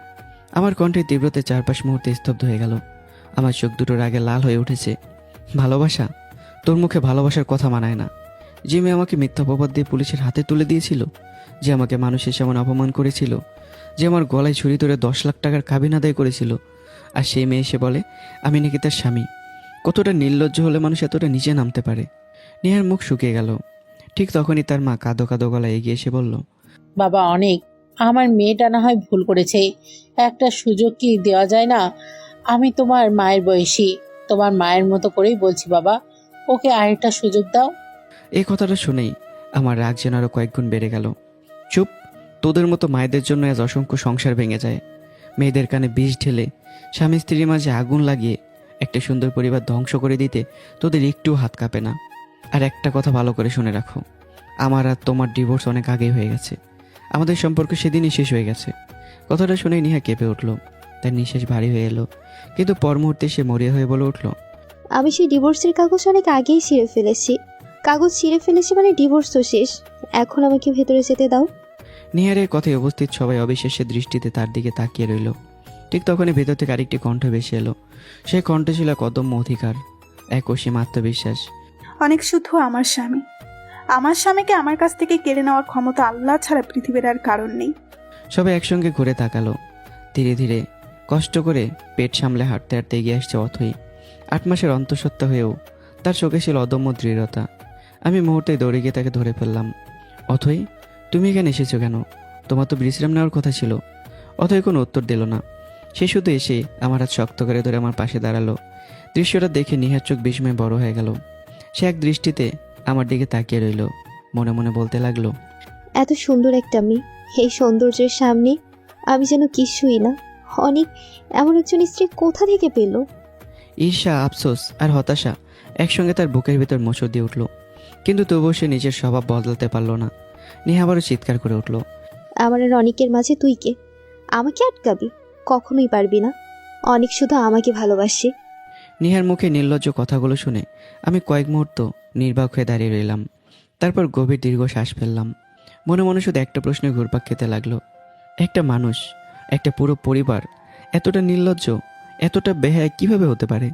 এত অন্যায় করার পরেও তাদের চোখে এক ফোঁটা অনুতাপ নেই। তাদের বিবেক কি সত্যি একদিনও জাগে না? আমার বুকের ভেতর জমে থাকা ঘৃণার হতাশা যেন সেই মুহূর্তে আরও ভারী হয়ে উঠল। অত এক মুহূর্ত দেরি করলো না। সে শক্ত করে আমার হাত নিজের হাতের মুঠোয় বন্দি করে নেহার চোখে চোখ রেখে দৃঢ় কণ্ঠে বলে উঠল, অনেক আমার স্বামী আজ আছে, ভবিষ্যতেও থাকবে। তোদের মতো 2 টাকার মানসিকতার মানুষের আমার স্বামীকে আমার বুক থেকে কেড়ে নেওয়ার ক্ষমতা কোনোদিন ছিল না, আর কোনোদিন হবেও না। কথাগুলো যেন ধারালো তীর হয়ে সোজা গিয়ে বেঁধল নিহার অহংকারে। একই সঙ্গে অপমানের আগুনে জ্বলে উঠল নিহার মা মিহি এবং আবিরের বুকও। 4 জনই রক্তচক্ষু নিয়ে অথয়ের দিকে তাকিয়ে রইল। তাদের চোখে ছিল ক্রোধ, কিন্তু সেই ক্রোধের আড়ালে স্পষ্ট ফুটে উঠেছিল পরাজয়ের অসহায় যন্ত্রণা। কিছুক্ষণ দাঁতে দাঁত চেপে থাকার পর নিহার মা হঠাৎ ব্যঙ্গ ভরা হাসি হেসে বলল, ও বুঝেছি, আমার মেয়ের জামাইয়ের এত সম্পদ, এত টাকা পয়সা দেখে নিজের রূপের জাদুতে ফাঁসিয়ে ফেলেছিস। কিন্তু শোন, আমরা তোকে কোনো দিনও ওর সঙ্গে থাকতে দেব না। একটু থেমে সে অহংকার ভরা কণ্ঠে আবার বলল, বল কত টাকা লাগবে? কত টাকা দিলে তুই আমার মেয়ের জামাইকে ছেড়ে চলে যাবি? কথাটা শেষ হতেই অথই হঠাৎ অট্টহাসিতে ফেটে পড়ল। তার সেই হাসিতে বিদ্রুপ ছিল, আত্মবিশ্বাস ছিল, আর ছিল এক অদম্য সাহস। হাসি থামে সে শান্ত কণ্ঠে বলল, জানিস তোরা আমাকে টাকার গরম দেখাতে এসেছিস? আমি আনিকা তাবাসসুম ঐথ, এই শহরের অন্যতম শীর্ষ ব্যবসায়ী আর আর টেক্সটাইলের মালিক আনিসুর রহমানের একমাত্র মেয়ে। তোরা আমাকে টাকা দিবি? মুহূর্তের মধ্যেই নিহা, মিহি, আবির ও তাদের মায়ের মুখের রং পাল্টে গেল। তাদের শরীর যেন হিম হয়ে গেল। চোখগুলো এত বড় হয়ে উঠল যেন এখনই কোটর থেকে বেরিয়ে আসবে। এতক্ষণ যাকে সাধারণ মেয়ে ভেবে অপমান করার চেষ্টা করছিল, সেই মেয়ে দেশের অন্যতম ধনী ব্যবসায়ীর একমাত্র উত্তরাধিকারী। কয়েক মুহূর্ত কেউ একটি শব্দ উচ্চারণ করতে পারল না। কিন্তু নিহা এত সহজে হার মানার মানুষ নয়। সে দাঁতে দাঁত চেপে আবার বলল, তার মানে তুই অনেককে ছাড়বি না? ঠিক আছে, দেখে নেব কতদিন আমার স্বামীর পাশে থাকতে পারিস। এবার আর নিজেকে সামলাতে পারলাম না আমি। সামনে এগিয়ে গিয়ে নিহার দিকে তীক্ষ্ণ দৃষ্টিতে তাকিয়ে বললাম, তোমাদের মতো একটা পরিবারকে নিজের চোখে না দেখলে কোনোদিন বিশ্বাসই করতাম না যে পৃথিবীতে এতটা নির্লজ্জ, এত বেহায়া আর এত নিকৃষ্ট মানুষও থাকতে পারে। এত অন্যায় করার পরও তোমাদের চোখে এক ফোঁট অনুতাপ নেই। আমার কথার মাঝেই নিহা বাধা দিয়ে বলল, নিজের স্বামীকে ফিরে পেতে হলে মাঝে মাঝে নির্লজ্জ হতে হয়। তারপর নিহা সোজা আমার চোখের দিকে তাকিয়ে বলল, এখন শুধু একটা উত্তর দাও, এই মেয়েকে ছেড়ে তুমি কি আমায় গ্রহণ করবে নাকি করবে না? চারপাশ নিস্তব্ধ হয়ে গেল। আমি কয়েক সেকেন্ড চুপচাপ নিহার দিকে তাকিয়ে রইলাম। তারপর ঠোঁটের কোণে তার ছেলের হাসি ফুটে উঠল। প্রথম কথা, তোমার সঙ্গে আমার বহু আগে ডিভোর্স হয়ে গেছে। দ্বিতীয় কথা, তোমার এসব হুমকিতে আমি ভয় পাই না। আর একটা কথা খুব ভালো করে শুনে রাখো, আমি মুখ থেকে ফেলে দেওয়া থুথু কোনোদিনও তুলে নেই না। কথাটা শুনে নিহার মুখের রং মুহূর্তে ফ্যাকাশ হয়ে গেল। তোমাকে দেখে মনে হচ্ছে আর 10-15 দিন, সর্বোচ্চ 1 মাসের মধ্যেই সন্তান জন্ম হবে। শুধু সে অনাগত শিশুটার কথা ভেবে মানবতার খাতিরে আজ তোমাদের ছেড়ে দিচ্ছি। তা না হলে তোমাদের এই অপমানের জবাব আরও কঠিনভাবে দিতাম। প্রতিটি বাক্য যেন হাতুড়ির আঘাত হয়ে নিহা, মিহি, আবির ও তাদের মায়ের আত্মসম্মানের উপর আশ্রে পড়ল। মনে হচ্ছিল কেউ যেন তাদের সমস্ত অহংকার ছিঁড়ে টুকরো টুকরো করে বাতাসে ছুঁড়ে ফেলছে। নিহার আগে তার পুরো শরীর কাঁপতে কাঁপতে আঙ্গুল তুলে বলল, ঠিক আছে মিস্টার অনিক, আগামী 7 দিনের মধ্যে এমন একটা পদক্ষেপ নেব যা তুমি স্বপ্ন কল্পনা করতে পারবে না। তখন তোমার এই নতুন করে গড়ে তোলা মান সম্মান আবারও মাটির সঙ্গে মিশে যাবে। কথাগুলো বলেই নিহা ঘুরে দাঁড়ালো। তার সঙ্গে মিহি, আবির এবং তাদের মাও ধীরে ধীরে সেখান থেকে চলে গেল। তাদের গাড়িটা চোখের আড়াল হয়ে যেতেই আমার মুখে দৃঢ়তা যেন হঠাৎ মিলে গেল। আমার মুখে স্পষ্ট ভেসে উঠল এক অজানা আতঙ্ক। অথচ সেটা মুহূর্তেই বুঝে ফেলল। সে ধীরে ধীরে আমার সামনে এসে উদ্বিগ্ন কণ্ঠে জিজ্ঞাসা করলো, কি হয়েছে? তোমাকে এমন ভয় পেতে দেখাচ্ছে কেন? তোমার চোখে এত আতঙ্ক কেন? আমি গম্ভীর একটা নিঃশ্বাস ফেললাম। তারপর বললাম, অথই, ওরা খুব ভয়ঙ্কর মানুষ। একবার আমার মান সম্মান, আমার জীবন সব কিছু ধ্বংস করে দিয়েছিল। অনেক কষ্ট করে আবার নিজের সম্মান, নিজের পরিচয়, নিজের অবস্থান তৈরি করেছি। যদি আবার ওরা সব কিছু কেড়ে নেয়, যদি আবার আমি সব হারিয়ে ফেলি। আমার কণ্ঠে এতটা অসহায়ত্ব ছিল যে অথয়ের বুকটা হু হু করে উঠল। সে কোনো কথা না বলে দুহাতে আমার মুখটা নিজের দিকে ঘুরিয়ে নিল। তারপর খুব আলতো করে আমার কপালে ভালোবাসার একটি চুম্বন এঁকে দৃঢ় কণ্ঠে বলল, শোনো অনেক, যত ঝড় আসুক, যত তুফান আসুক, যত ষড়যন্ত্রই হোক, মৃত্যুর আগ পর্যন্ত আমি তোমার পাশেই থাকবো। পৃথিবীর সবাই তোমার বিরুদ্ধে চলে গেলেও তোমার স্ত্রী ঐথ কোনোদিন তোমার হাত ছাড়বে না। তোমার লড়াই আজ থেকে শুধু তোমার নয়, আমাদের দুজনের। অথয়ের প্রতিটি শব্দ যেন আমার বুকের গভীরে নতুন প্রাণ সঞ্চয় করলো। মুহূর্তের মধ্যেই আমার চোখের ভয় মিলে যেতে শুরু করলো। জল শক্ত হয়ে উঠল, রক্তে আবার সাহস ফিরে এলো। মুখে ধীরে ধীরে ফুটে উঠল সেই আত্মবিশ্বাসী হাসি, যে হাসি হার মানতে জানে না, যে হাসি জানে পাশে যদি সত্যিকারের একজন মানুষ থাকে তবে পৃথিবীর সবচেয়ে বড় ঝড় একদিন থেমে যায়। অথয় নিজেকে ধরে রাখতে পারল না। সে নিঃশব্দে আমাকে শক্ত করে জড়িয়ে ধরল। তার দুহাত যেন আমাকে হারিয়ে ফেলার ভয়ে আর শক্ত হয়ে উঠল। সে কাঁপা কণ্ঠে ফিসফিস করে বলল, অনেক, আমার খুব ভয় করছে। আমি বিস্মিত চোখে তার দিকে তাকালাম। কিসের ভয় অথই? অথই চোখ নামিয়ে ধীরে বলল, যদি যদি একদিন নিহা তোমাকে আবার নিজের কাছে ফিরিয়ে নিতে পারে, যদি কোনো ষড়যন্ত্র করে তোমাকে আমার কাছ থেকে কেড়ে নেয়, যদি আমি তোমাকে হারিয়ে ফেলি। কথাগুলো বলতে বলতেই তার গলা ভারী হয়ে এলো। পরের মুহূর্তে সে আমার বুক আঁকড়ে ধরে কেঁদে উঠল। আমি কিন্তু তোমাকে ছাড়া এক মুহূর্তও বাঁচতে পারবো না। যদি তোমাকে হারাই তাহলে আমি নিজেকে শেষ করে দেব অনেক। অথয়ের প্রতিটি শব্দ যেন আগুন হয়ে আঘাত করল আমার হৃদয়ে। সেই মুহূর্তেই অথইকে নিজের বুকের সঙ্গে আরো শক্ত করে জড়িয়ে নিলাম। আমার চোখ অজান্তেই জল জমে উঠল। এসব কি বলছো পাগলি? যতক্ষণ আমার নিঃশ্বাস আছে, যতক্ষণ আমার এই প্রাণ আছে, ততক্ষণ আমার জীবন, আমার ভালোবাসা, আমার পৃথিবী সব কিছু শুধু তোমার। এই পৃথিবীর কোনো শক্তি, কোনো মানুষ, কোনো প্রলোভন আমাকে তোমার কাছ থেকে আলাদা করতে পারবে না। অথই ধীরে ধীরে মুখ তুলে আমার দিকে তাকালো। চোখ দুটো ভিজে উঠেছে। মৃদু কাপা কণ্ঠে সে বলল, জানো অনেক, হয়তো আরিয়ান আর আমার সম্পর্কটা কখনো সত্যিকারের ভালোবাসা ছিল না, তাই তাকে হারানোর কষ্ট আমার হৃদয়কে এভাবে ভেঙে দিতে পারেনি। সে এক মুহূর্ত থামলো, তারপর আমার বুকে মাথা রেখে চোখ বন্ধ করে বলল, কিন্তু তোমাকে হারানোর কথা শুধু কল্পনা করলেই মনে হয় আমার পুরো পৃথিবীটা অন্ধকার হয়ে যাচ্ছে। আমার নিঃশ্বাস বন্ধ হয়ে আসে, মনে হয় কেউ আমার বুক চিরে আমার রুহুটা, আমার কলিজাটা ছিঁড়ে নিয়ে যাচ্ছে। আমি এখন বুঝি একজন মানুষকে সত্যিকারের ভালোবাসতে তাকে হারানোর ভয় কতটা ভয়ঙ্কর হতে পারে। আমি আর কোনো কথা বললাম না, শুধু নিজের স্ত্রীর কপালে আলতো করে ঠোঁট ছুঁয়ে দিলাম। মনে মনে প্রতিজ্ঞা করলাম, এই হাত কোনো দিন ছাড়বো না, যত ঝড়ে আসুক, পৃথিবীর শেষ দিন পর্যন্ত এই মানুষটাকে আগলে রাখবো।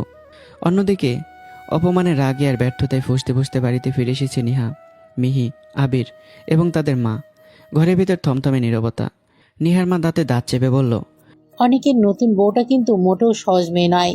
মেয়েটাকে অনেকের জীবন থেকে সরানো খুব কঠিন হবে। তার রূপের কাছে যেন পৃথিবীর সব সৌন্দর্য হার মেনে যায়, তার উপর আবার কোটিপতি বাবার একমাত্র মেয়ে। নিহার ঠোঁট কামড়ে কিছুক্ষণ চুপ করে রইল, তারপর ধীরে ধীরে মাথা তুলে বলল, জানি মা, রূপের দিক দিয়ে আমি কোনো দিনও ওর সঙ্গে পারবো না। ওর সৌন্দর্যের সামনে আমি কিছুই না। তার উপর ওর বাবার ক্ষমতা, অর্থ সবই ওর পাশে। নিহার ঠোঁটের কোণে রহস্যময় হাসি ফুটিয়ে বলল, তাই আমি অথর সঙ্গে লড়বো না, আমি খেলবো অনিককে নিয়ে। কথাটা শুনে মিহির চোখ চকচক করে উঠল। সে বলল, ঠিকই বলেছো আপু, মেয়েটা শক্তিশালী, তাকে হারানো কঠিন, কিন্তু অনেক ভাইয়ের দুর্বলতা যদি খুঁজে বের করতে পারিস তাহলে ওর মনটা ভেঙে দিতে পারবি। নিহার মা কৌতূহল হয়ে জিজ্ঞাসা করলো, কিন্তু 7 দিনের মধ্যে এমন কি করবি যাতে অনেকের নতুন করে গড়ে তোলা মান সম্মান আবারও মাটিতে মিশে যায়? নিহার রহস্যময় হাসি এসে ছোপায় হেলান দিল। তার চোখে তখন এক অদ্ভুত অন্ধকার। সে দাঁতে দাঁত চেপে বলল, এত তাড়াহুড়া কিসের মা? একটু অপেক্ষা করো। নিজের ভুলে, নিজের লোভে আমি অনিককে হারিয়েছি। পাভেলের মতো প্রতারকের ফাঁদে পড়ে আজ সব শেষ। কিন্তু এবার অনিককে ফিরে পেতে হলে আমি যতটা নিচে নামতে হয় ততটাই নামবো। এই খেলায় আমি শেষ পর্যন্ত খেলবো। তার সেই কথায় পুরো ঘরে এক অশুভ নীরবতা নেমে এলো। পরক্ষণে চারজনের মুখে একসঙ্গে ফুটে উঠল এক অদ্ভুত হাসি। সেই হাসির প্রতিধ্বনি যেন দেয়ালে দেয়ালে আশ্রে পড়তে লাগলো, যেন নতুন কোনো ষড়যন্ত্রের সূচনা হয়ে গেছে। অন্যদিকে আদরের জীবনে যেন এক মুহূর্তে অন্ধকারে ডুবে গেছে। গতকাল রাত থেকে তার মুখে এক ফোঁটাও খাবার পড়েনি। পকেটে যা ছিল মাত্র 500 টাকা, তারও প্রায় সব শেষ। এখন অবশিষ্ট আছে মাত্র 30 টাকা। ক্ষুধায় পেট জ্বলছে, তবুও সে কোনো হোটেলের সামনে দাঁড়াতে পারছে না, কারণ তার সে বড় ক্ষুধা একটা চাকরির, একটা সুযোগের। লজ্জায় অপমানে সে এখনও বাবা মার কাছে ফিরে যেতে পারেনি। মনে মনে শুধু একটা কথাই ঘুরছে, যেদিন একটা চাকরি পাবো সেদিনই সবার আগে বাবা মায়ের কাছে ফিরে যাব, তাদের পায়ে পড়ে ক্ষমা চাইব। কিন্তু মানুষের জীবনে একটা প্রবাদ বারবার সত্যি হয়ে ফিরে আসে। যেখানে বাঘের ভয় সেখানে রাত হয়। আর যখন আদরের সবচেয়ে বেশি একটা চাকরির প্রয়োজন, ঠিক তখনই চাকরিটা যেন তার কাছে সোনার হরিণ হয়ে গেছে। যতই দৌড়ায় ততই যেন সেটা তার নাগালের বাইরে সরে যাচ্ছে। সবার জীবনটা একটা বিভীষিকার মধ্যে পড়ে গেছে। এরপরেই গল্পে আসতে চলেছে একটি নতুন মোড়, যে মোড়টা পুরো সবার জীবনটাকে ওলটপালট করে দেবে। তো কি হতে পারে এটা জানানো হবে এর পরের পর্বে। ইনশাল্লাহ আগামীকালই সবগুলো পর্ব একসাথে করে পুরো গল্পটা শেষ করে দেওয়া হবে। কেমন হচ্ছে গল্পটা কমেন্ট করবেন, আর সবাই চ্যানেলটা সাবস্ক্রাইব করে যাবেন। দেখা হচ্ছে আবারও। টাটা।